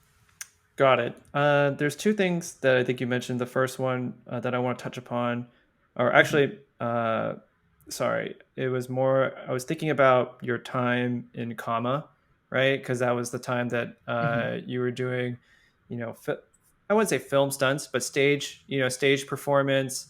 Obviously, with a large group Yeah. of people. Like, help me kind of connect the two in terms of like what you took from CAMA and applying it right to Martial Club, just because I think that would be a Mm-hmm. kind of a fascinating connection if there are any. Yeah. So definitely, I would say comma cultivated me into the person I needed to be in order to do my part in the founding of Martial Club. And that was, it opened my mind, uh, kind of like broke down the traditional stronghold of thinking that kind of dominated my mind beforehand. So I was able to kind of break away from the notions that you're not supposed to practice styles outside of your own, but rather embrace the best of every style you can get your hands on. And it just so happened that Andy and Brian are very like-minded in that respect. And it also kind of it put me on the track to interact with Chinese martial arts movies on a deeper level. So it's like you enjoy these movies, but why don't you try to think about why you enjoy them? What makes these movies tick, and what makes these movies make you tick? And if you can understand that, maybe you can derive your own stories. And I met Andy and Brian, who had the technical know-how of how to put these stories together. They knew how to choreograph the same way Jackie Chan choreographed, the same way Lao Ga choreographed. They recognize the angles. They have a fundamental understanding of like the visual appeal of shooting a move like this from this angle. They know what looks good. So we kind of combined our minds and tried to use the best of what we can offer to form compelling stories that are reminiscent of the movies that we grew up on. And a lot of that came, a lot of that was prepared in me by Kama, because like before that, I didn't have any understanding of acrobatics or angles or expression or any of those things. Those things are any traditional martial arts teacher is hard pressed to instill those things into the students. The student kind of has to learn to develop that by themselves. And Kama provided a better environment for me to cultivate those things. You brought up a really interesting point about uh, you know kind of with film going beyond just your a specific type of discipline or style, right? Hmm. And you said it actually deepened or like, and also that watching, or it gave you a better appreciation for watching some of the Hong Kong cinema stuff and martial arts stuff. So I'm actually kind of curious, right? Like, Hmm. maybe this is more of a kind of thought provoking question for someone Yeah, like for the people that are participating in a lot of these Hong Kong martial arts films, right? Are yeah, they breaking the discipline barriers for the sake of film, right? In a certain way, you could say, are they rebelling almost in a way against maybe the school of martial arts that they were coming from? You obviously have people like yeah, Jet Li, Donnie Yen, Jackie Chan, like uh, maybe some of them grew up with martial arts, others different, maybe others didn't, right? So I'm actually curious, like, hmm, if that kind of journey of like breaking some of the mold by using martial yeah. arts in film, uh, if that's kind of reminiscent of, uh, I guess, in the same way that it would be in Hong Kong versus kind of what you guys are doing now, if that makes sense. Yeah, yeah. Okay. Well, my thought on that, and you're right, it is a very thought provoking question, and it's one I probably think about every day. But my answer to that is martial arts is a living, breathing thing.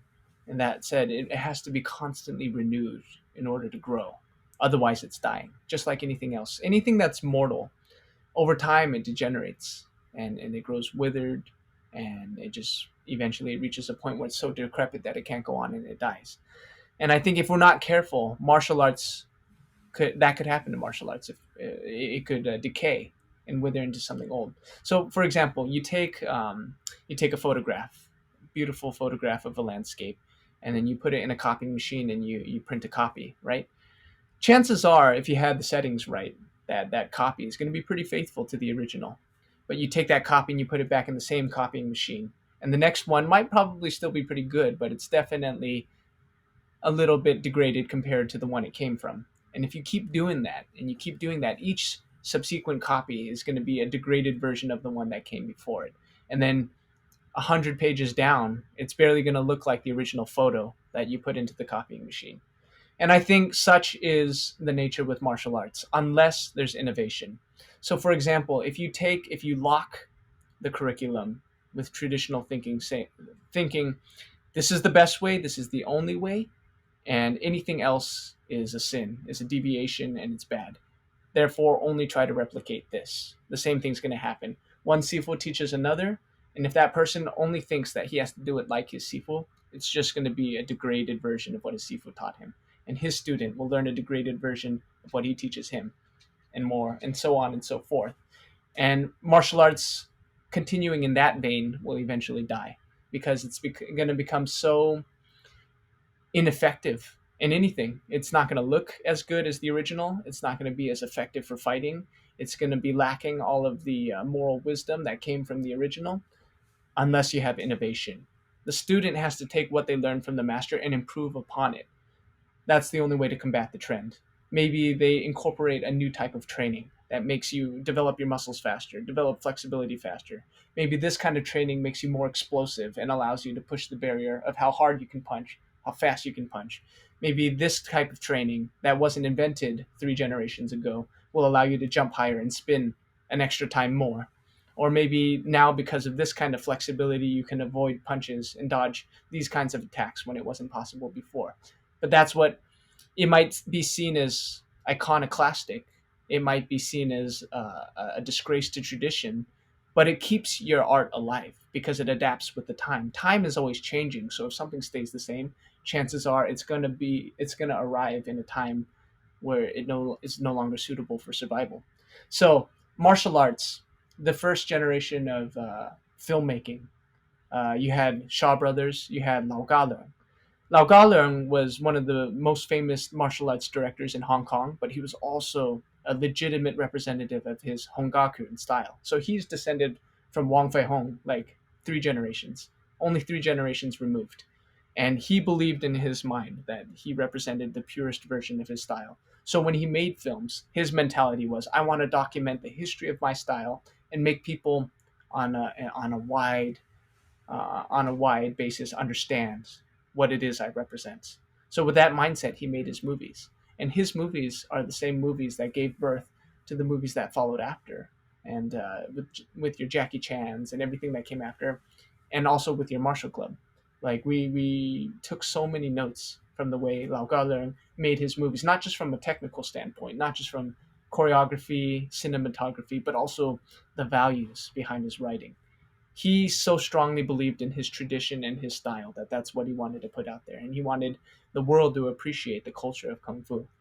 And that's kind of what we want to do. We want people to see the films we do and not just enjoy the spectacle of the kicking and the fighting, but also like know that there's something to be gained out of the practice of this. What you cultivate from the training of it, the person that it makes you. Like that's what we want people to really take away from what we do. And I think with that, um, yes, martial arts on film deviates from tradition a little bit, but I believe that it is a form of innovation, and innovation is absolutely necessary for the survival of martial arts. I mean, it sounds like, from what it sounds like, uh, the fight choreographers, right? The people who put together, Mhm. all of the moves, the flow of the pacing of things, like they're actually the real pioneers in the martial arts space. Like if you come to think about it, like I can't imagine Yeah, how hard it must be, right? Like if, especially if I imagine for a lot of the Hong Kong fight choreographers, right? Like they grew up in a specific style, right? And then they kind of have to adapt yeah, certain parts of it, and especially if you're making Hong Kong yeah, films, right? Like I think in China they probably have one of the most amounts of different martial arts styles, probably anywhere on the planet for Oh just yeah. one country, right? So to Yeah. be able to incorporate all of those styles right into a movie and to basically leverage the best of each style, it makes it really seem like it's Hmm. a real appreciation, and that the film is just the medium for the martial art expression for which, like you said, like one person wanted to to document. So I actually do think that kind of made me think Hmm. about how fight choreographers are basically kind of the new teachers, right? They're taking everything, Yeah. they're experiencing it, and putting it in a medium that's understandable for the audience. Right. Yeah, I absolutely agree with that. Especially in this day and age. Like I do like it's a bit of a conceit, but I do think that Martial Club plays a very important role in the transmission of martial arts to the next generation, because we're living in a time where the traditional martial arts school model just doesn't work the same way that it used to. Like 200 years ago in China, it could be a way of life. You know, you could apprentice yourself to a master and make a life for yourself, learning what he knows and teaching that in turn, right? But circumstances change, and we've reached a time where like just going to a martial arts school doesn't get the bills paid. It doesn't, it's just not as conducive to a way of life. Learning, spending all that time learning kung fu in a school, so people understandably give it less time and attention. So, like, just being a student at a martial arts school no longer guarantees that you're going to be a great master one day. It's like you have to do more. But you have this other group, this other crop of martial artists like Andy, like Brian, like myself, where we're inspired to form our lives around martial arts. We're not going to spend all day in a kung fu school, but we are going to take what we learn in the martial arts setting and apply it to everything we do, and kind of propagate it by serving it to people in a way that's palatable, in a way that's understandable, in a way that's inspiring. And I do think like what people do to put martial arts effectively in film is really important. They are the teachers. You're right. Got it. I know with that question, I definitely deviated a little bit from the film aspect, but I believe before you mentioned something about a signature film style that you wanted martial art or not martial art, martial club to include. Versus, I'm Hmm. assuming versus it's sort of Western, what you see, how you see martial arts in the West. So can you talk to me a little bit about how that film Hmm. style and the way that you cut things, the way that you cut action and Yeah. choreograph it, edit it, how that's different than what someone may see, in a let's say a Right. Western action flick. Right. Okay. Well, I'll start that by saying that at the end of the day, we're trying to inspire people with the the virtues and ethics of martial arts, like everything that's good that is to be gained by practicing martial arts. That's what we want to convey on film. So through our stories, through our choreography, that's what we want people to take away. Now, the way we go about doing that on a technical level is we grew up on movies from the 80s, movies from the 90s, or okay, movies from the 70s and 80s. Let's put it that way. We believe that there was a method that those choreographers, those performers had that doesn't necessarily uh, get utilized nowadays.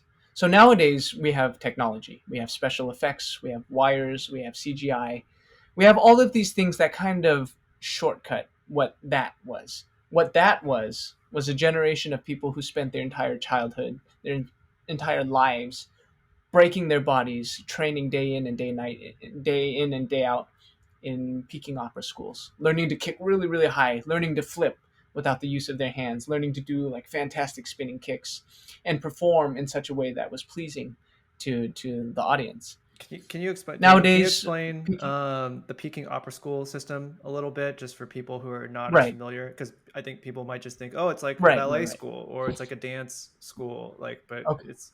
Can you? I want you to explain that a little bit more, just for the nuance. Okay, so that's a great question. I mean, that's a great point.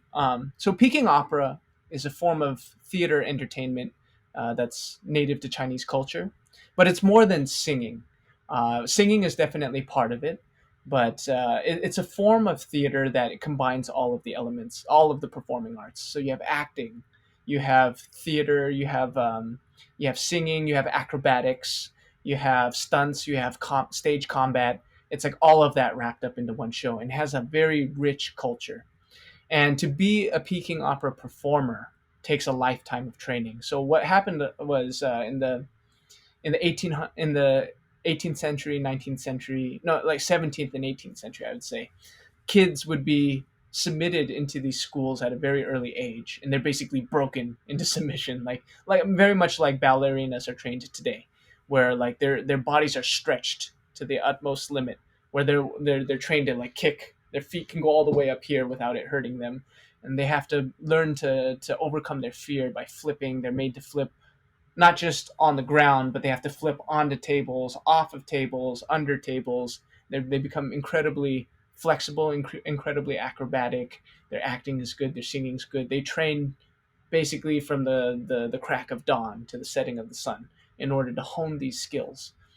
And many of our beloved martial arts actors, Jackie Chan, Sammo Hung, Yuen Biao, pretty much every notable martial arts performer from that age came from a Peking opera school. But as the generations went on, Peking opera schools fell out of favor. It's too much hard work. Like not every kid can afford to spend their childhood in a setting like that and grow up to be a normal person. And the well kind of dried up.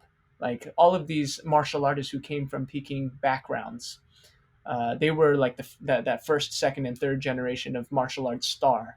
But nowadays, you don't have that, and you're even kind of running out of martial artists who grew up in the kung fu school setting who are able to act and carry a movie.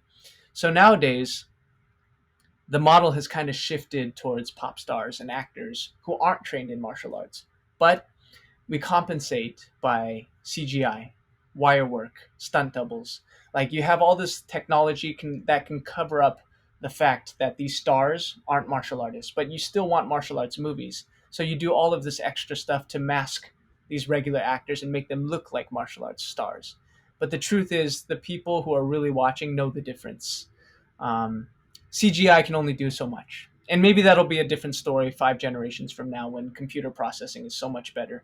But people know the difference between a real car blowing up and a fake car blowing up. And by that same logic, I think people recognize the difference when somebody's flipping and when somebody's doing a flip that's assisted by a wire. There's just a different kinetic quality to it. So when things are real versus when things are like exceptional but fake, people prefer the real. And I think that's just human nature. Like I think innately we have the ability to distinguish between what's real and what's fake. And even if the fake looks really good, we'll always prefer what's real. And I think that's kind of where current martial arts action has gotten away from it. There's an over reliance on technology and not enough reliance on homegrown skill. And it goes a level deeper. The best martial arts action in movies isn't just good action. It's not just good choreography. It's not just flashy moves or death defying stunts. It's narrative. The best choreographers know how to weave narrative into action so that the action sequence or scene is pushing the story forward. You can't just take it out because without it, the story is not the same story. Whereas nowadays in Hollywood action movies, what tends to be the case is story, story, story, insert action, story, story, story. And it's just like one shot of someone shooting, reverse shot of someone shooting back, reverse shot of someone dodging, reverse shot of shooting. And it's just action. It's mindless. And people kind of just turn their minds off to it. It's like they understand that bullets are being hurled and lives are at stake, but that's all they understand. Whereas in a kung fu movie, it's like swords are clashing, but swords are clashing because this, and this. And this person has the edge in battle because this, and this, because they're a scholar and a warrior. And whereas the other person is just a warrior, and therefore they have the edge. And good action should make it so that if you didn't pay attention during the fight scene, you've missed something critical to the story. Whereas nowadays, chances are you can just fast forward to the action scene and you'll be just fine. So I think what MartialClub wants to do is get back to a point where storytelling and action choreography, action design are so intimately woven that you need that. It makes the movie. And yeah, that's what we want to get back to. That's the style of filmmaking that I think Martial Club strives for. It sounds like you guys need to get more people and just basically do a martial arts Broadway play and just, travel around, the United States or wherever, right? Like to integrate that story. I don't know if it's going to be, it could be similar some to in the way that, let's say, like, Hamilton sort of made uh, the founding father story much more accessible and fun, because it, added Yeah. more current elements, right, that are much more palatable Mhm. to a wider Yeah. demographic. So that's my hot take, is that, hopefully one day you guys will do a martial arts Broadway Yeah. collab, and that way you can get, the singing, acting, the stunts, the story, basically Peking Opera 2.0, the American version. Yeah. That's a great idea, but Broadway is a discipline in itself. It's theater's hard. Like I had a friend who just did a stint in Alaska. It was his first outing as an actor, and he booked the lead in a play in Alaska. And he's basically in every scene. So he went from zero experience to having to memorize an entire play, and that's just acting. Imagine having to act an entire play, but also do acrobatics and do martial arts, like all of that for like 2 hours straight. It's a tall order. So I have a lot of respect for people who act on a live stage. It's a different skill altogether. Definitely makes sense. I want to get back to Martial Club for a little bit. You guys are setting out. Hmm. You guys are and were, or is it were and are, setting out to do something that really hasn't really been done before. In terms of, people wanting to uh, create a channel specifically really focused on martial arts. Like a lot of times you see Hmm. different YouTube channels where it's, just the flash. Like, maybe it'll be collaborated with, I don't know, an anime series, or it'll just be, Hmm. recreating certain action scenes, and it's just their kind of their own take on that. But you guys are doing something that's very kind of true to form, at least from like a homage to the martial arts side of things. What are some of the challenges, Yeah. like, in building up kind of something like this, right? Like, when you guys were starting out, I know you said it was it was more kind of like a hobby, and weren't necessarily trying to get, Hmm. like a huge following, or anything like that. But like, especially in today's Western world, right? Like, how did you Yeah. guys navigate that current to try to help make martial arts like really stand out in today's world? Yeah. Okay. I would say the biggest challenge associated with what we do is the lack of a blueprint. So even in the Hong Kong days, I would say there was some sort of a blueprint. Of course, the creation of anything new is always a miracle in and of itself. When Bruce Lee kind of gave birth to the kung fu genre with his films, and that was a miracle. But after that, there was kind of a template to be followed because after Bruce Lee died, Hong Kong wanted to recreate its cash cow. So that was followed by an age of Bruce Playtation movies. But that gave birth to a Jackie Chan, and that gave birth to Lau Gaolong's kung fu movies, and a genre was formed. And basically, it was a succession of generations of filmmakers. They had the techniques of their forefathers to inherit and learn and improve upon. But I think what makes Martial Club different is we're the result of a diaspora, not just the Asian American diaspora, but it's like kung fu movies was a dandelion in Asia, and a powerful wind knocked that dandelion out. It was economic. There was a collapse in the in the economy, in the film industry, and kung fu movies as a genre, as a thing, kind of ceased to be over in Asia. But it's like when the wind blows and destroys that dandelion, those seeds get dispersed elsewhere. And one of those seeds landed here in America, and you have the appetite created for martial arts movies in those small theaters in those black communities, and like martial arts movies became popular here and kind of created something new because it's the same seed but different soil and different nourishment, different circumstances for it to grow and take root. And I think Martial Club Like there's no guarantee that when those seeds are dispersed by the wind that they're going to um, find suitable circumstances to grow. But I feel like with Andy, Brian, and me and this community that we come from, that happened to be fertile ground for a new kind of action filmmaking to take root and grow. And I think this is the continuation of martial arts filmmaking, but it's disconnected by an entire world and by a couple generations of time, and it enjoys the benefit of modern technology and a new audience and just a new understanding of an old flavor. And I think the challenge is we don't have a generation right before us that shows us the ropes. We kind of have to figure it out ourselves. We have the movies to draw off of, but it's just what we interpret with our eyes and with our brains. And we have to do our best to not only recreate what we saw, but we still have to improve upon it when we don't have quite the same understanding of the culture, when we have to substitute those missing links with new ideas from our current generation.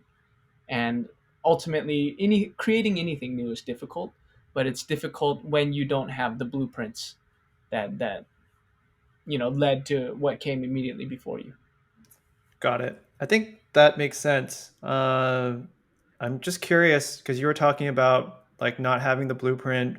There's only so many, martial arts films that you like. If you think about all the martial arts films as a well, right? Like you guys have, said that you guys have taken a ton of inspiration from those movies and incorporated different kinds of shots and movements and even some iconic scenes, right? Or parts, right? So where does it kind of go eventually, like when, because there's not as many martial arts films coming out, right, generally speaking, in that kind of style, Yeah. like they tend to be much more action focused. Yeah.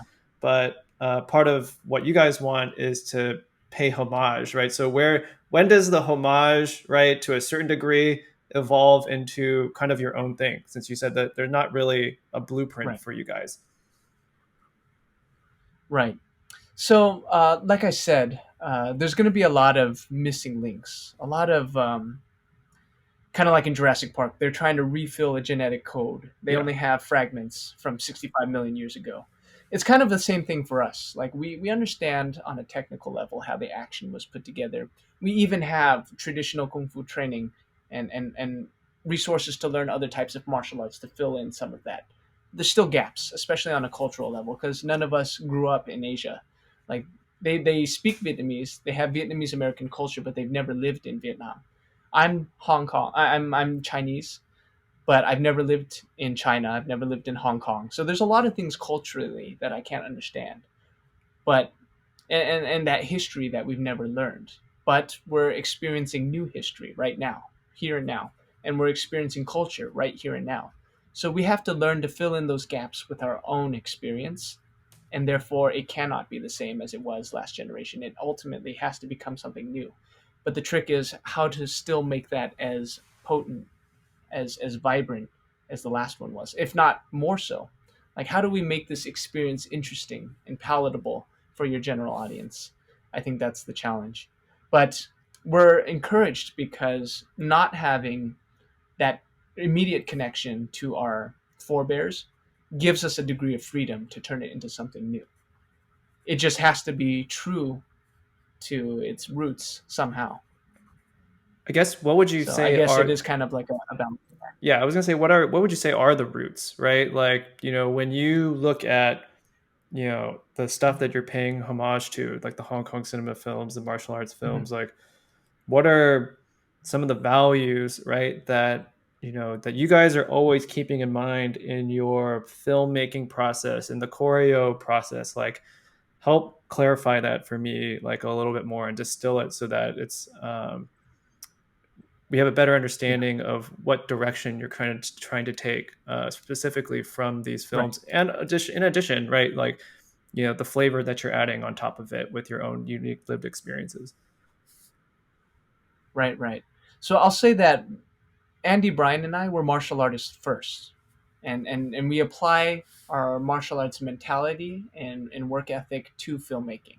So that being said, values like hard work, what you can make of yourself, even if you're not talented, as long as you keep showing up and you're developing a craft over time. These are things that we want to infuse with our stories. That's what we want to convey, not just story wise, but like you see it in the craftsmanship of what we do.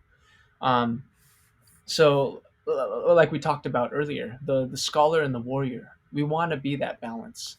We want to be refined in our martial arts. We want to be good fighters, but we also want to be smart. We want to be elegant. We want to be able to convey wisdom. And when those two come together, it's better than the sum of both parts, right? So, like, we try to tell stories that revolve around that. What happens when that is achieved? What happens when that is not achieved? That's what we like to write about. And we want to show it in the filmmaking. We pay attention to detail. We'll take 1,000 shots if necessary to get a certain shot right, because that's what Jackie Chan would do. Um, we we just want to show a dedication to the craft by doing it the right way, do it the real way, and try not to substitute the truth for a lie. Got it. Yeah, I definitely can see that in your videos for sure. Definitely like a ton of homage to prominent Hong Kong films. Want to learn a little bit more about how for the three of you guys I'm sure all have different specialities. How do you guys divide up and tackle, like let's say for example, how do you guys divide up and tackle your roles? Especially let's say like, hey, Mm-hmm. we want to come up with like this new script for like a video, right? Um, how do you Yeah. guys determine like who handles what, right? Mm-hmm. Who ends up being the not necessarily who ends up being the protagonist, but how do you guys kind Yeah. of define your roles when developing the choreography, the script, the storyline, etc.? Right. Well, I'll say that Martial Club's approach to pretty much everything up until this point has been organic. So we do a lot of things based on intuition. And that might make a lot of people nervous, actually, especially when it comes to the industry, which is so rigid and so standardized. But we feel a lot of things out. And it's through hanging out as friends, hanging out as training partners, that we've learned each other's strengths and weaknesses. And we kind of like try to play towards our strengths in order to accomplish anything. So, say if it comes to writing, all three of us are going to write, but we kind of divide and conquer according to what we're good at. So, Andy's very good at overall vision. Like, he can watch a movie and intuitively understand how we get from A to M to Z, and he's like, okay, I know it needs to have this kind of visual. I know it needs to have this kind of theme, and we need to get here. Dima, like what do you have in terms of situation? What do you have in terms of context? In terms of dialogue? How do we progress? What characters do we have, and how do we progress them from here to here? And Brian has a very strong and innate sense of comedy, and his comedic timing is like none I've ever seen. So like he's the one who's able to go in there and go like it'll be funny if this happens. He knows how to make it slapstick. He knows comedy on a very deep level, and he won't always be able to explain it to you, but he knows it on a very deep level, and he can convey it by inserting beats. So like that's our writing style. It's very synergistic. We make up like we fill in when another member is weak, and when we're weak, the other member fills in. So it's like that's just kind of how our writing process, our creation process has always worked. On the technical level, Andy and Brian are the gifted choreographers and cinematographers. So a lot of that is on them. Like when it comes to like how the camera should be placed, when it's like how the action should be choreographed, that's like far and away them. Even though we all practice it, they're they have what I like to call the Sharingan, right? Like they can see something and they can understand it almost instantly on a very, very fundamental level. And very few people know how to do that. Their brains just work that way. So they understand things that way in an intuitive way, and I understand things very analytically. So when they bring something forward that they don't understand why it works, but they know that it works. And then I'm there to analyze it, to kind of give words to it and kind of give sense to it. And that's how we've always operated as a team. So it extends beyond filmmaking. We've gotten to the point where we're working with people and communication needs to be made, and we talk to people, and we're just kids with cameras. We weren't trained in business negotiation. We weren't we weren't groomed as actors. We didn't have agents or managers up until a certain point, and so a lot of our communications had to be done by ourselves. So when we met Daniel Kwan and Daniel Scheinert, for when they approached us to do Everything Everywhere All at Once, it was still just the three of us as kids with cameras, negotiating with A24 to work out a movie deal.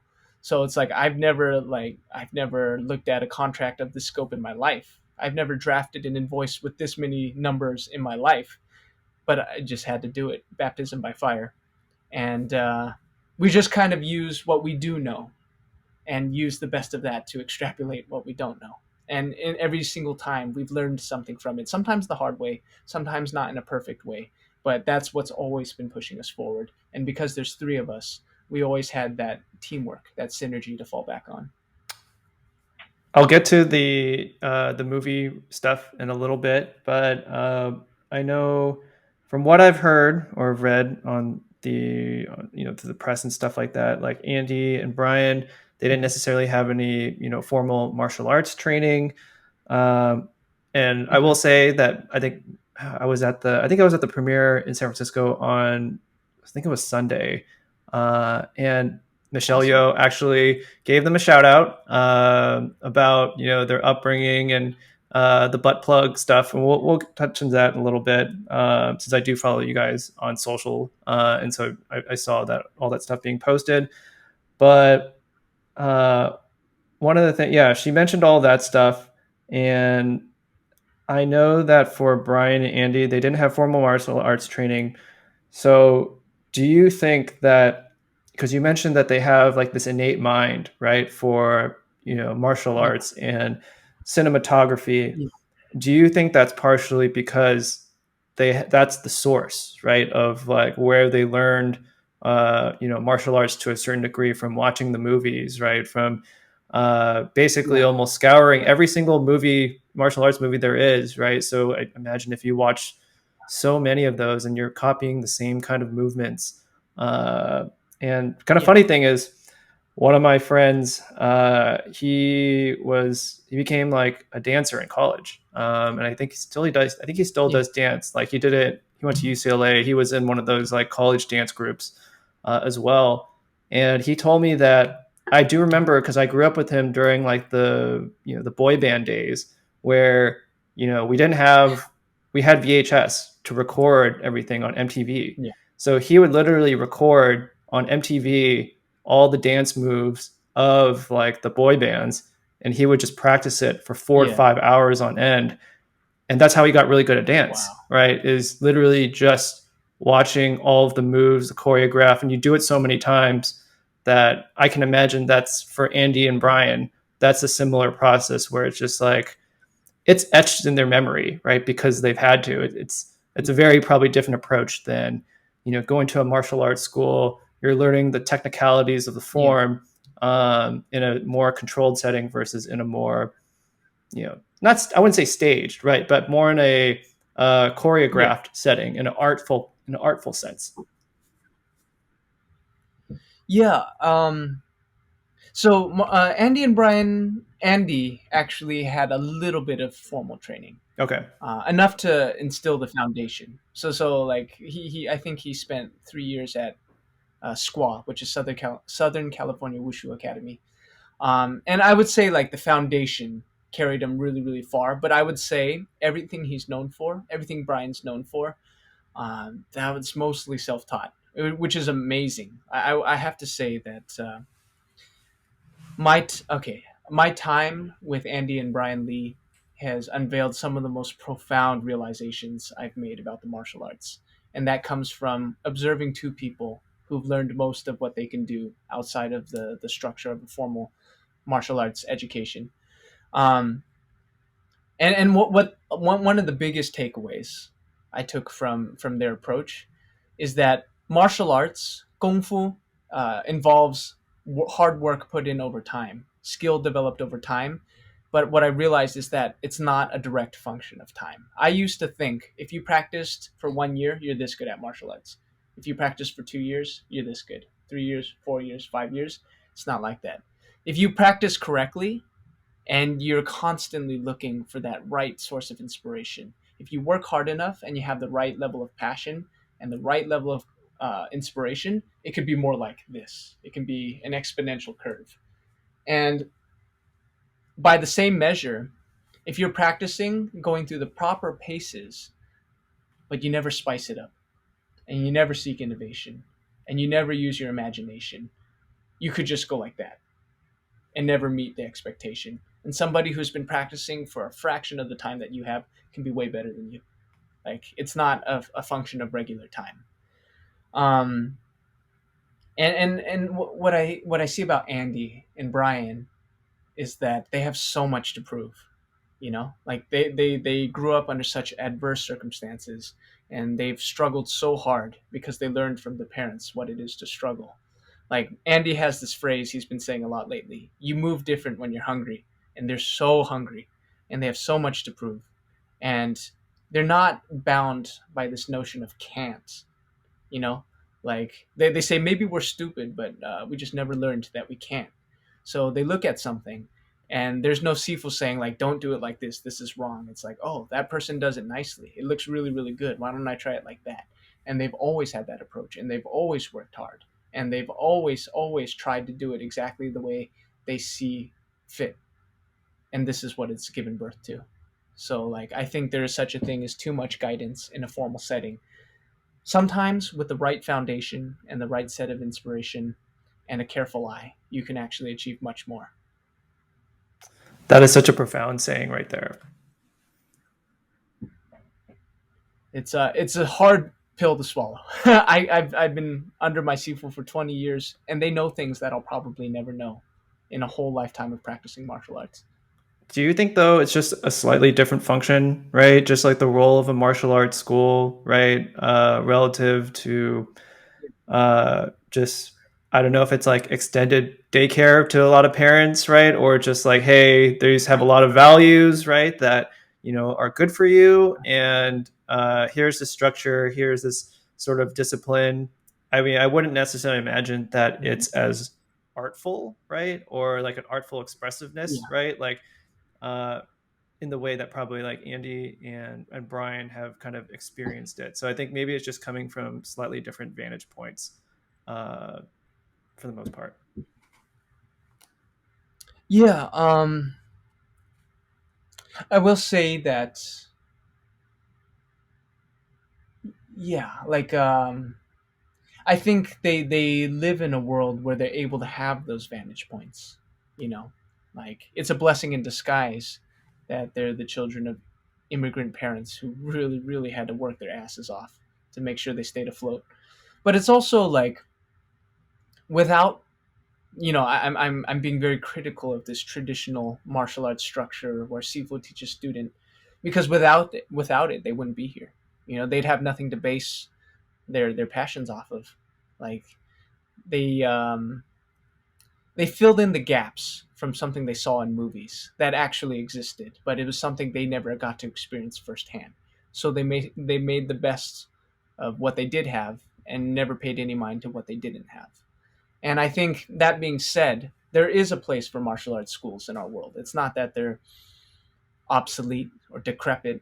They still need to be there, but it's just they're also people, representatives that need to be held for martial arts in the filmmaking world who learned in this independent new school way. And I think that's part of the synergy of it all.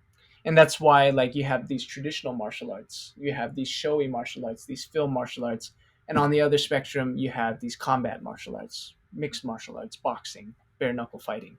Like all of it exists together, and it forms kind of like a delicate ecosystem, just like a real one, where every little thing that they contribute to the world helps the other to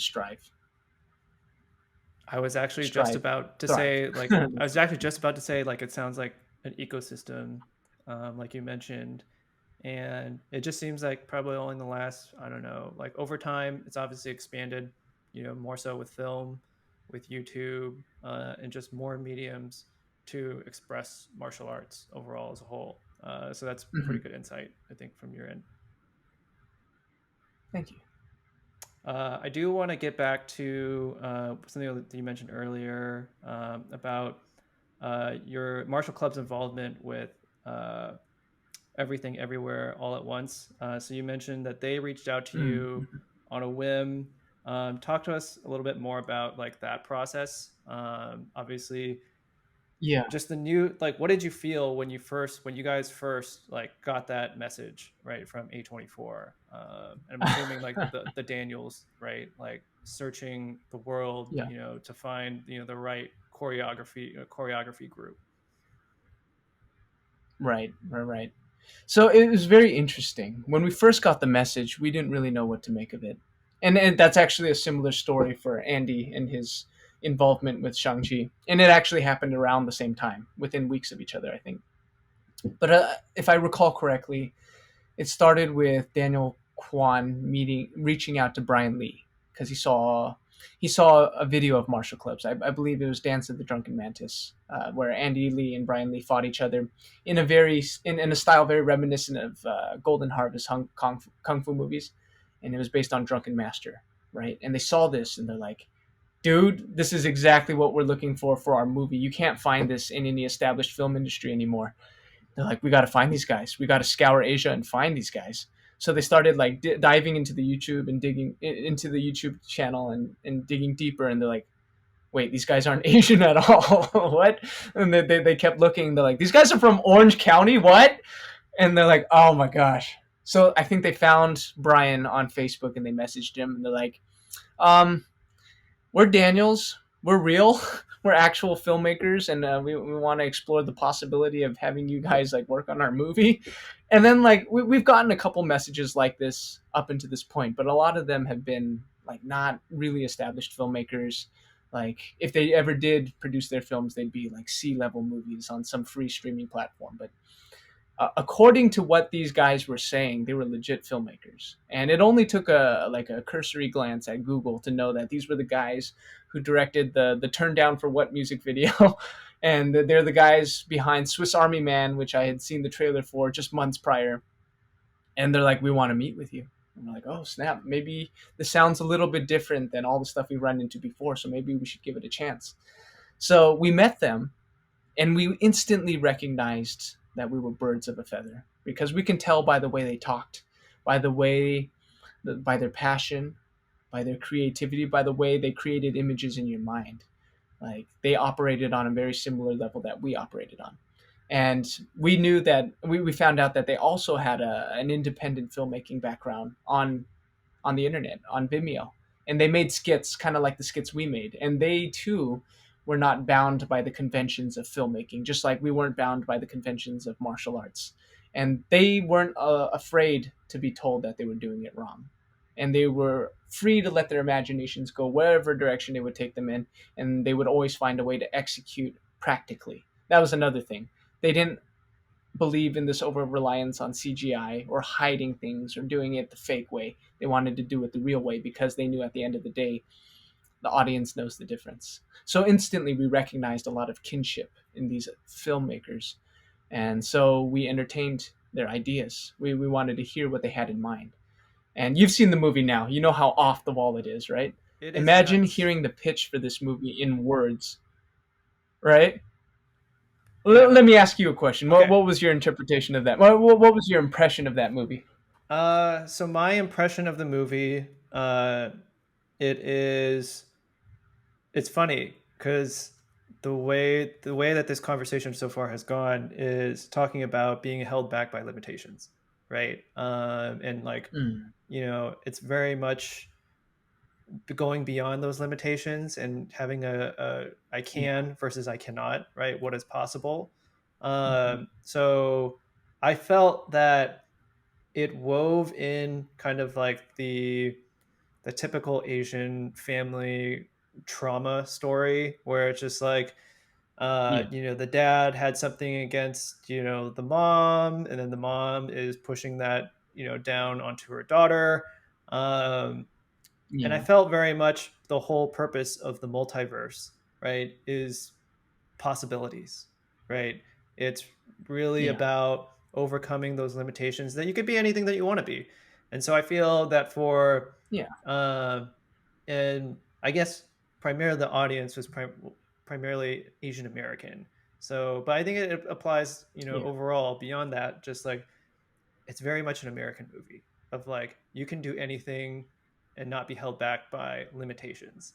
If I were to distill it into a theme, I would say that I liked that it didn't necessarily focus on like Asian specific tropes. Like it does have obviously the mother daughter kind of relationship, the mother grandfather sort of relationship, and trauma obviously is part of intergenerational trauma is part of the Asian American experience. But Yeah. compared to some other movies, right, it's less about like this has to be an Asian narrative, which I think is kind of the direction that I would hope that we head in, at least even for Asian American actors. Like we don't necessarily always have to Yeah. do Asian American stories. We can be lead actors in a good story, and so I feel like the Yeah. Daniels or like this story, right, really helped elevate that. Now there's a lot of stuff going on. Yeah. Multiple people have said like it was really hard to follow.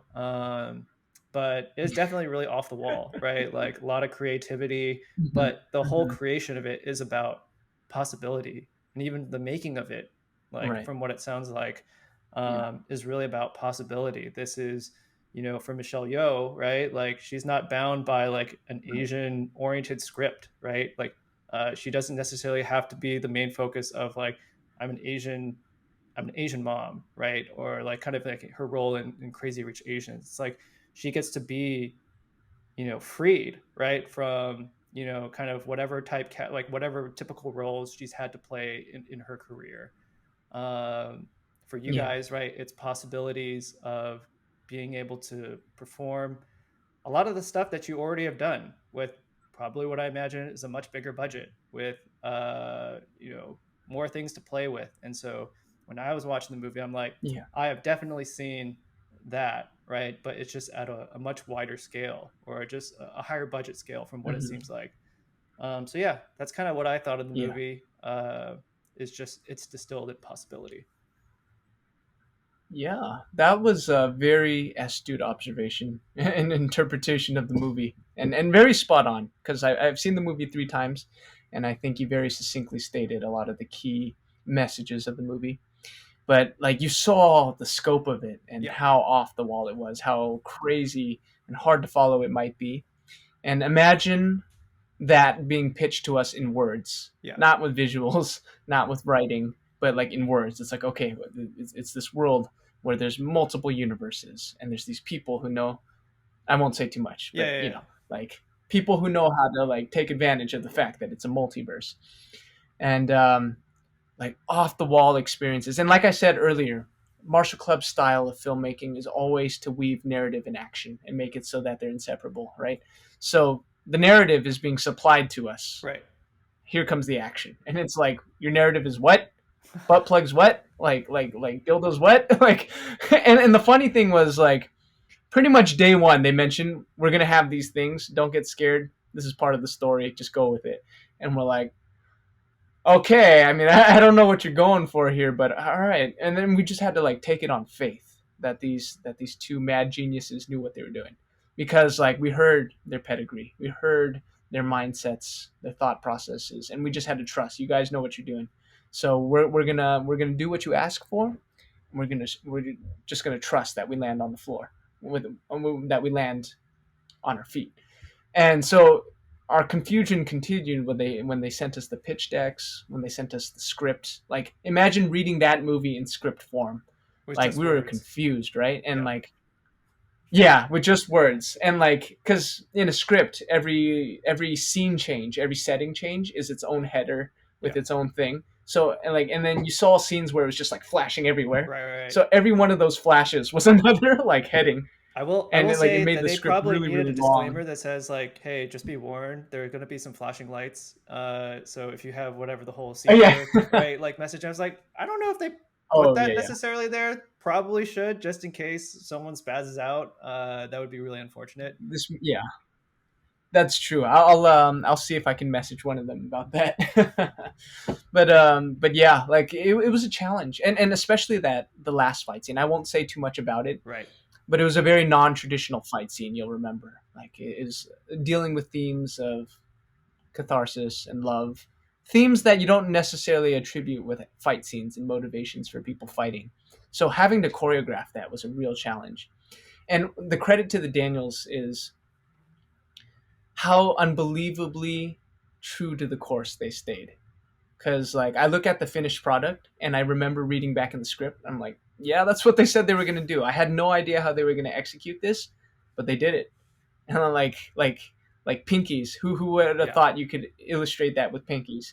And I'm like, whoa, like no, yeah, that's what it looked like. And the process of taking Martial Club ideas and putting it into a feature film like this was an interesting one. And like ultimately, we're very very pleased to see our ideas splashed up in there for the world to see. It's an amazing feeling, and that's kind of the warmth we felt at every single screening we've been to, where like people are cheering, erupting into applause every Right. single fight scene, and it just made us feel so fulfilled. But at the same time, what you see on the stage, what you see on the screen, isn't 100% like what we originally imagined. We imagined bigger. You know, Martial Club style is maximal, just like Daniel's style is maximal, but they have to meet somewhere in between. So we would choreograph 6 minutes, and 2 minutes would make it into the final cut. That's a very normal thing. Um, and when the movie hits its wide release and everything is declassified, we very much intend on showing the world what we originally had in mind. And, maybe people will agree that the final cut encapsulates everything Daniels wanted to say better. But we look forward to the idea that people can see like everything we had cooking I think when I was in the premiere, in they another had, universe. This is how it might have been. yeah. In the premiere, I think at the end of the premiere, I think Key was there, and I think he mentioned something that for the one scene with like there where he has a rope, right, and he's doing like the whole Yeah, rope and I wouldn't say spear thing, but it's just like it's a yeah, heavy object, right? Like you've seen it in martial arts movies. He's saying yeah, that like they only had so many shoots, right, to do that, and like yeah, they were very he was very limited in terms of the number of times that he could do it. yeah, So he's like really hoping like, yeah, all right, this is going to be the one. This is going to be the one. And I think he said like on his second or third try, like or second was either second third or second to third to last. I think it was second try that he said that he actually got it. He was like it was a sigh of relief, I think for him.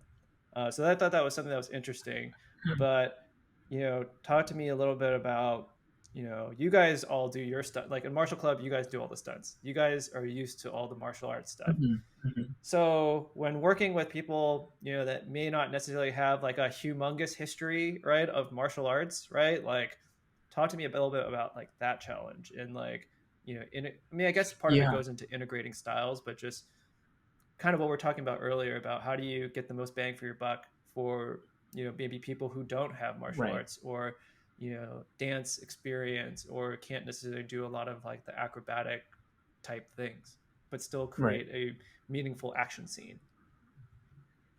Yeah, yeah, yeah. First of all credit to Key. He definitely put in his work, and he definitely achieved something that's not easy to achieve. That choreography isn't designed for a normal person, Yeah. like that's Jackie Chan level choreography. And Key has martial arts training, but he's not that kind of actor. So he definitely had to go outside of his world to incorporate all of that. And we do kind of have to temper it for the performer, because we had to design it knowing that it wasn't going to be us performing it. And even I, like all of us, have moments where like we're doing a really difficult bit of choreography and our mind just isn't functioning on the day of, and Right. you keep missing a beat here and causing the director to call cut. Like for example, from my experience, when we were filming our Yip Man short film a couple years ago, there was one exchange we did that was 30 beats long.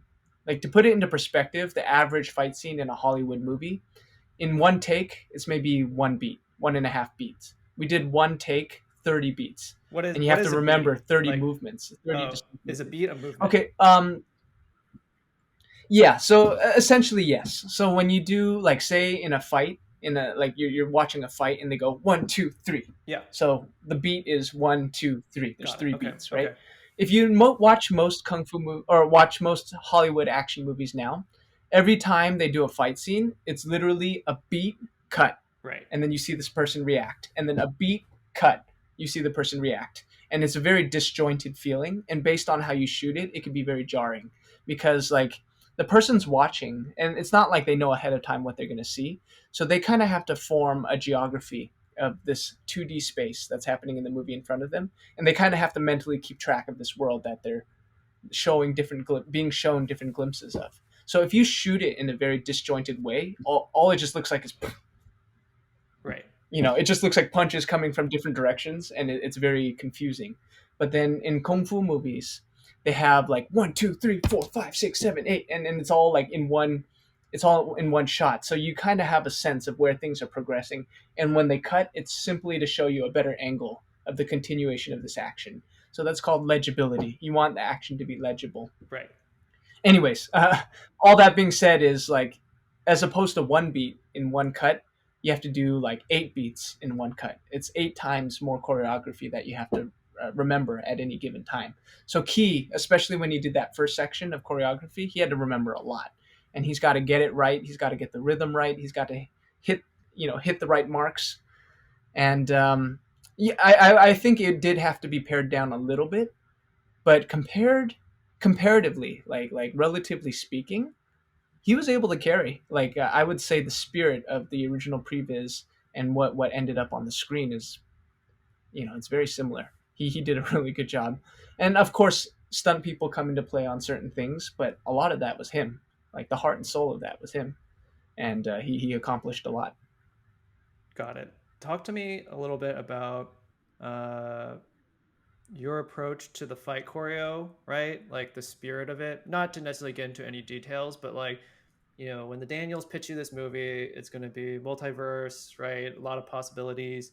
Like, in your guys' mind, as you guys are whatever uh, talking about how we should approach this, like, is there like a sense of like what is kind of like the one value that you wanted to like make sure that resonated across the choreo, right? Just because like when you guys do your martial Hmm. club stuff, right, that pays homage obviously to hard work, discipline, right, the things that you mentioned before, but obviously someone's providing a different narrative to you. So how did you incorporate, I guess, that piece of the narrative, or not narrative, but the spirit of the narrative into Mm-hmm. the fight choreo? Mm-hmm. Mm-hmm. Um, That's actually a much more complex question than one might realize because it comes from a lot of slightly intangible things. Like the answer lies in a lot of intangible explanations. But I'll say this: on one level, like you said, it's a movie about it's an Asian family drama, and with it comes a certain Asian familiarity and Asian sensibility, and that you see that in the fight scenes. This is very much in Hong Kong pedigree, right? This is in the tradition and the vein of martial arts filmmaking from Hong Kong. Okay. And it's a movie about some people who come from Hong Kong, some people who come from China. And that being said, it's the tradition of that is you can tell that it's the actual performer performing the moves. And that comes from the legibility of the action. You see their face, you see extended bits of choreography. Of course, there are stunt doubles here and there, but even in Hong Kong, there are stunt doubles. But the idea is you're not using CG to hide anything from the actors. You're not using you're not using like cheat cuts and quick cuts to hide any lack of skill. The skill is there. So like it's in the choreography, it's in the performance of the actors, it's in the performance of the stunt doubles. So there's that. Also, it's the flavor, you know, the flavor that goes to enhance the theme of the movie. We're talking about people one generation removed from the motherland, 2 generations removed from the motherland, and with it comes all of the cultural sensibilities, not just in the circumstances of the story. It's also in the way they move. It's in the way they speak. It's in the way they act. It's in the way they fight. So there's that.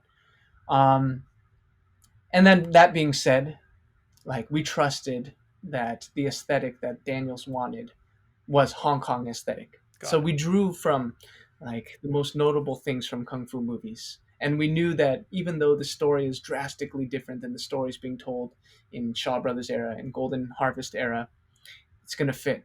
because this is according to the director's vision. So it kind of like boils down somewhere in between those. I think it makes sense, right? Like given their background as an independent filmmaker, they obviously they wanted you Hmm. guys for that sort of Hong Kong film aesthetic. So I can see Yeah, where the lines are, like why, or I guess how you guys infused your style relative to what they wanted was because that's the reason why they wanted you yeah, guys was specifically for a specific style. And it just seems like yeah, maybe it was more now, hey, you have additional props, right? Like normally I would say your stuff is not yeah, necessarily in an office setting, right?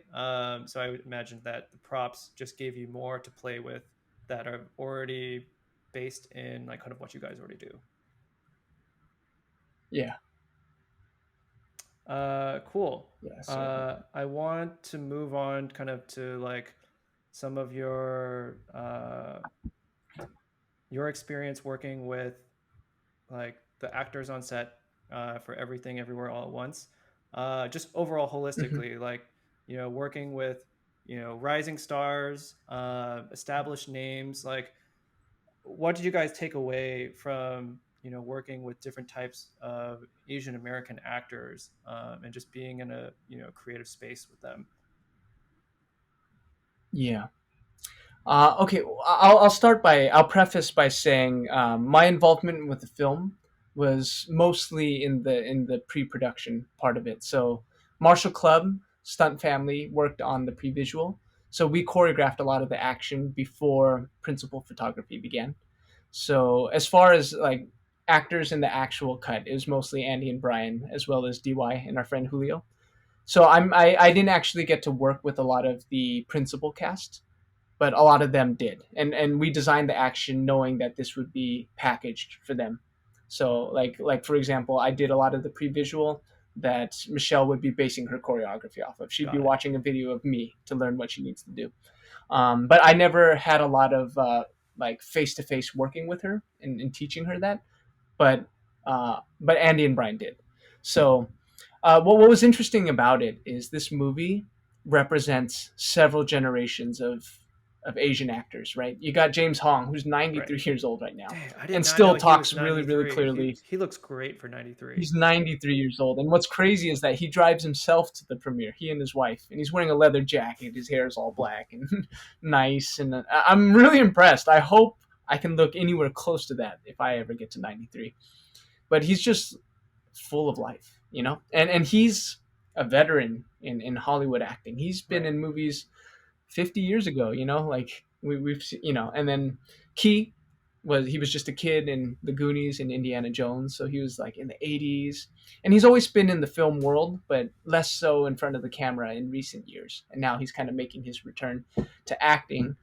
And then you've got Michelle, who's also been around for that long, and then you have Stephanie Shu, who's a newer actor. She's younger, but like all they represent different eras in acting and different levels of the Asian American experience, right? Like some of them, like Michelle is she's had her start in Hong Kong, and she's been working around the world, and it seems like she's just getting more and more traction here in the U.S. in recent years.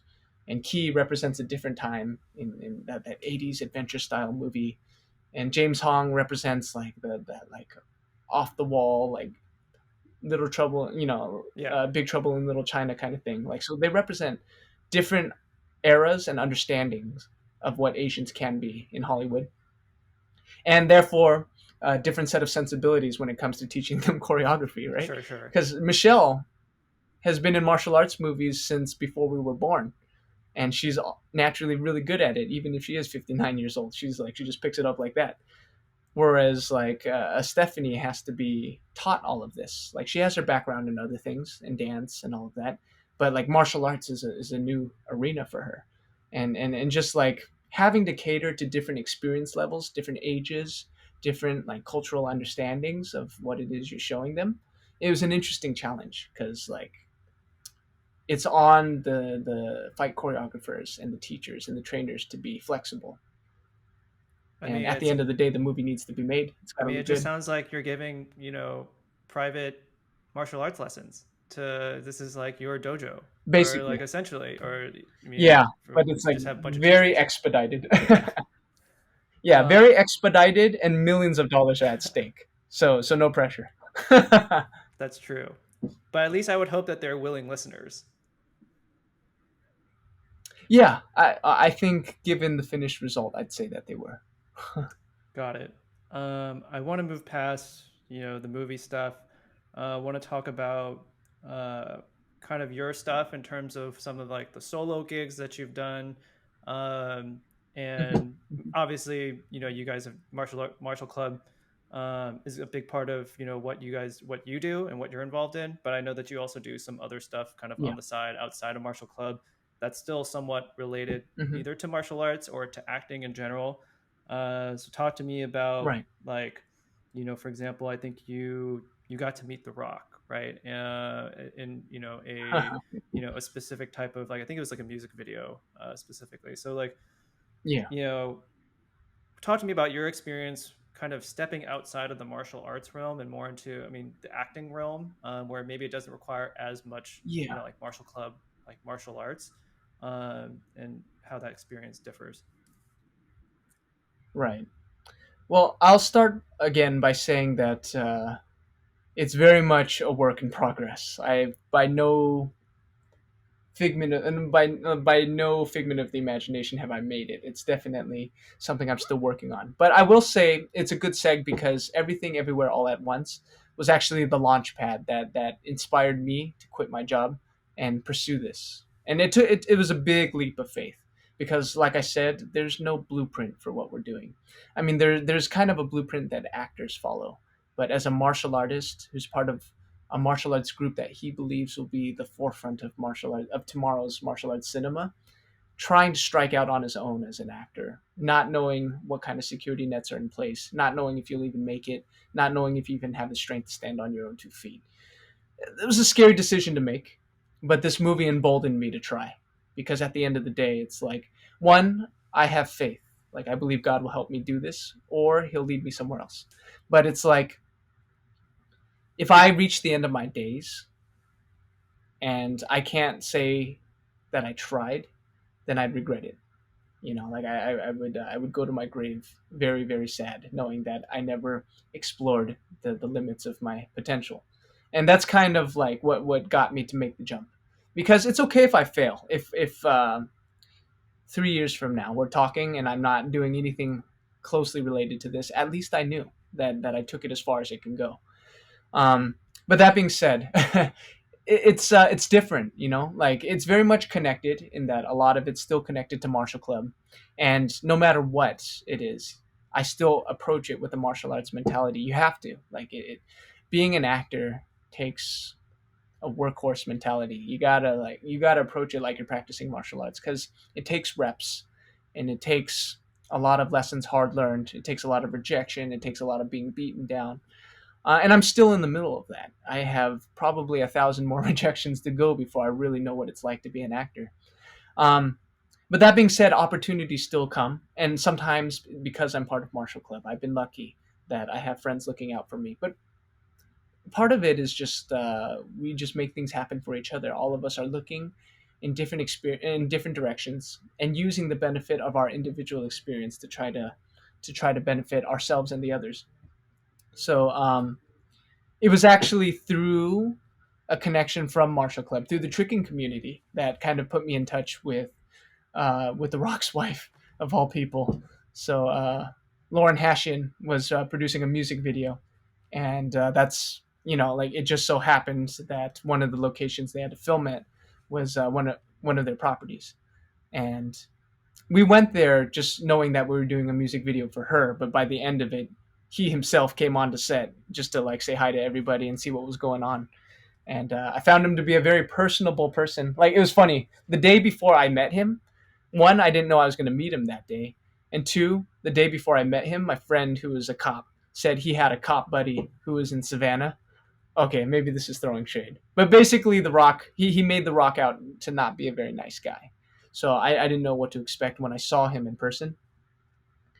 And when I was talking, like Lauren was asking me about what Martial Club had planned in the future, And he's kind of looking off like in random directions, doesn't look like he's paying attention or anything.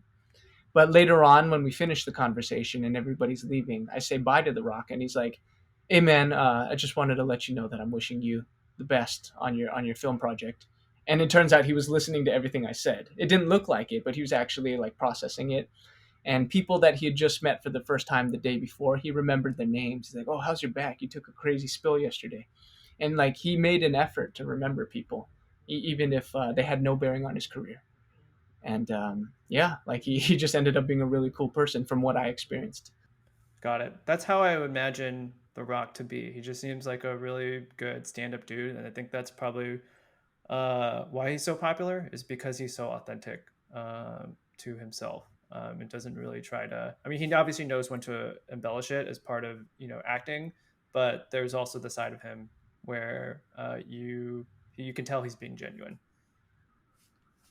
Yeah, absolutely. All right. And honestly, that hasn't been my experience with everybody. It's I think it's kind of like a flip of a coin, or it's kind of like a roll of a dice what you're gonna get when you meet somebody famous. And unfortunately, they're not always going to be the coolest person, but you kind of understand why once you see them in person and once you realize that they're a real person just like you, and they have their own worries and their own concern for privacy. Yeah, I can imagine. I think for The Rock, his story is also very much kind of an underdog story for the most part as well. So I can imagine how how he could relate, right, to kind of what you're going through, and specifically probably when he said like, "Hey, good luck on your project," right? Because like he had to make his big acting debut, in the WWE like as well. Like I think I think he tried out to go to the NFL and kind of bounced around a little bit, and then ended up in the WWE. So I can imagine like that kind of like I don't know if it's like an actor's journey, right? But I can imagine how there's great empathy for a shared kind of Mhm. experience. Yeah, I definitely think it's in many ways the same journey, because the acting part of it was just the increased slope at the top of that mountain. He's definitely had to trudge through a lot of mud to get where he is, and I respect him every bit for it. Got it.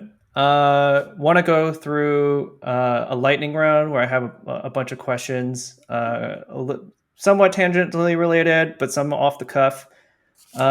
First fun one is I'm sure you're familiar with Dragon Ball, the franchise, Dragon Ball Z, Dragon Yes. Ball GT, even Super to a certain extent.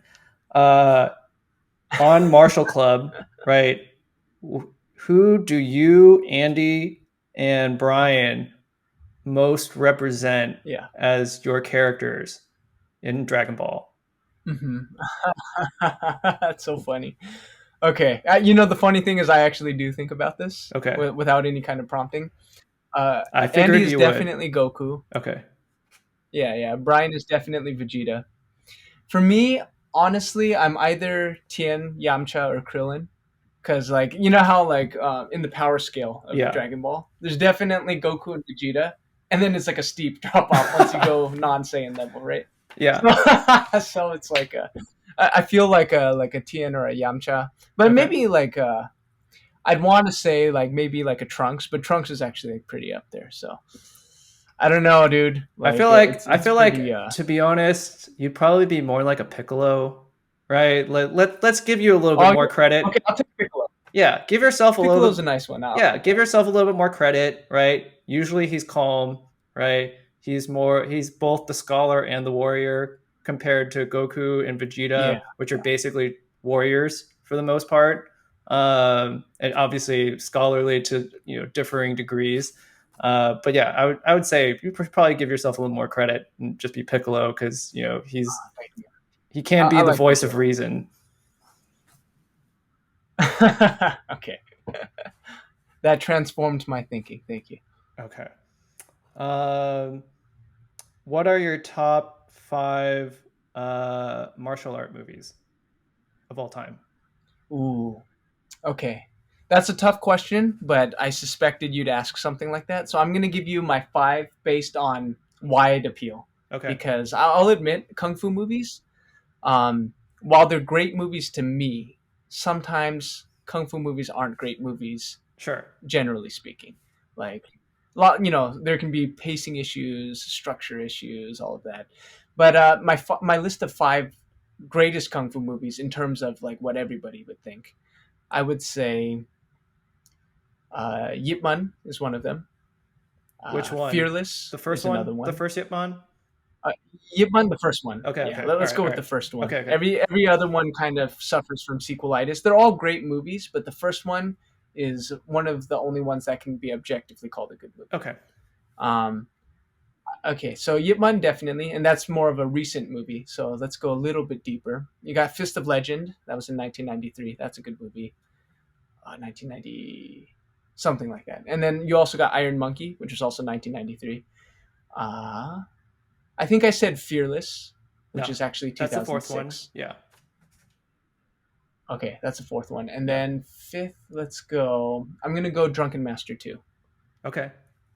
Those are all really Yeah, good and, selections. and it might be an unpopular opinion because there's a structure to the traditional kung fu movie where like it's a student training with a master, Yeah. and they go through this training period, and the master goes like, "Oh yes," at the end, right? Yeah. I didn't include in any of those movies, but if I had to pick one, it would either be 36 Chamber of Shaolin Hmm. or Drunken Master. But I'm talking wide appeal Right. because 36 Chamber of Shaolin is an iconic movie, and the people who love it, Yeah. but it's not for everybody. Isn't Like like there are some the people Wu today Tang who watch Clan, that like that's where movie. they found a lot of inspiration from, was it 36 Chambers, right? Exactly. Exactly. So, but that spoke to a very specific demographic at a very specific time. Y- Whereas you'd show that movie to a person now, and they might go, "It's a Right. little slow. I don't get it." So I think in terms of wide appeal, the five movies I chose are the ones that are most likely to impress somebody who's not a kung fu movie fan. You know what? Martial arts movies were probably like the equivalent of today, like back in the 70s and 80s or maybe even the 60s, is basically anime. Like if you Hmm. like martial arts, right, movies, Yeah, yeah. it's like the equivalent of liking anime for probably like our generation. Obviously now for Gen Z, like anime is much more mainstream, accepted, etc. But that's kind of how I imagine. So it's like they still instill kind of similar values of like working hard, overcoming adversity, coming, Yeah. with some sort of like either emotional baggage or physical limitation, and overcoming it. So Hmm. that's Hmm. my hot take on like martial arts in that time relative to Absolutely. how it is kind of seen today, or the equivalent of it. Yeah. Absolutely. That's a Uh, great observation. so we got two more questions. What is All right. one show that you would want to make your acting debut on?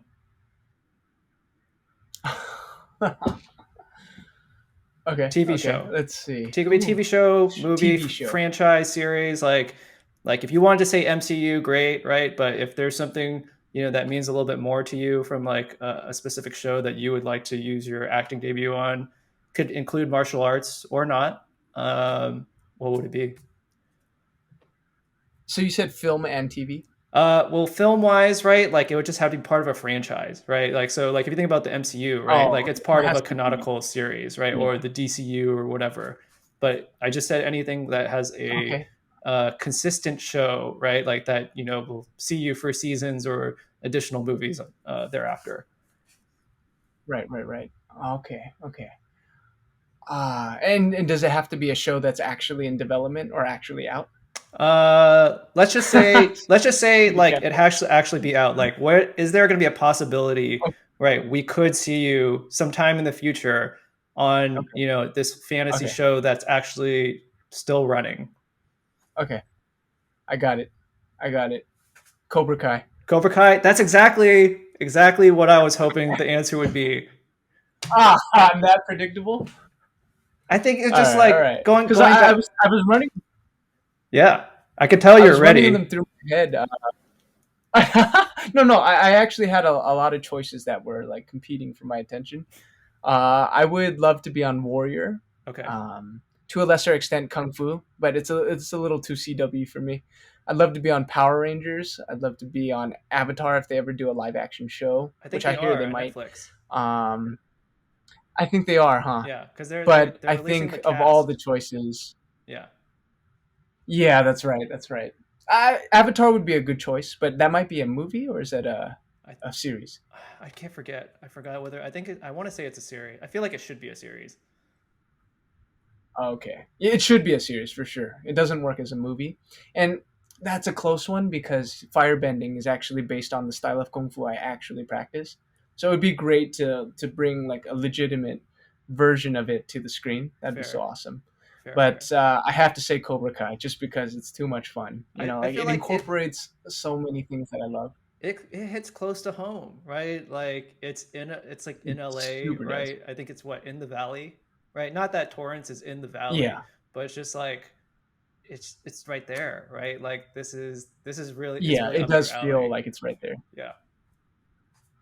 That's what I'm thinking, dude. They should absolutely incorporate Martial Club into like. Okay, so they're gonna, how they're running through the arcs of the movie. They're bringing back characters from the Yeah. movie. Yeah, yeah, They're running out of arcs, so yeah. eventually they gotta take it to like uncharted territory. That's And I true. think Martial Club is the perfect uncharted territory. You guys should end up being like the So ultimate bully, right? It's like beyond just yeah, Cobra Kai that's what and I was thinking. Eagle Fist, right? It's like they merge because the whole theme is about Yeah, merging your yeah, style, right? And it's just like we have like yeah. you Hmm. guys have ultimately merged the style. It's like if they really wanted to pay homage to like these guys, like they just watch Hong Kong cinema, right? Like they've actually like learned their forms on their own, right? Like it's a mix. Like you guys essentially Martial Club is basically Eagle Fang. Is that I think like or is it like the Yeah. combination of both traditional and non-traditional forms? Mm, I agree. I agree. All right. If anybody listening to this has the sway to make that happen, which you all do, get get moving, get cracking. All right. And my last question is like who could you realistically bring onto this pod that you would like me to interview? Mm. I don't know if you met him. My friend Mike Rao is a very interesting person to talk to. One, he'll give you answers that are just as long winded as mine, Okay. and he's also into a lot of the same things, but he has enough going that's different.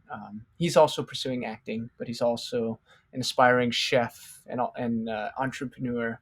And I do find that I do think that you'll have a lot of common ground in topics that you didn't get to explore this with me. Awesome. Well, that's it. That's about wraps it up for today's episode. Hopefully, you guys learned a lot about Asian American culture with through martial arts, more about tricking, and just being a martial artist in today's world in general. So, thanks everyone. Bye. Thank you.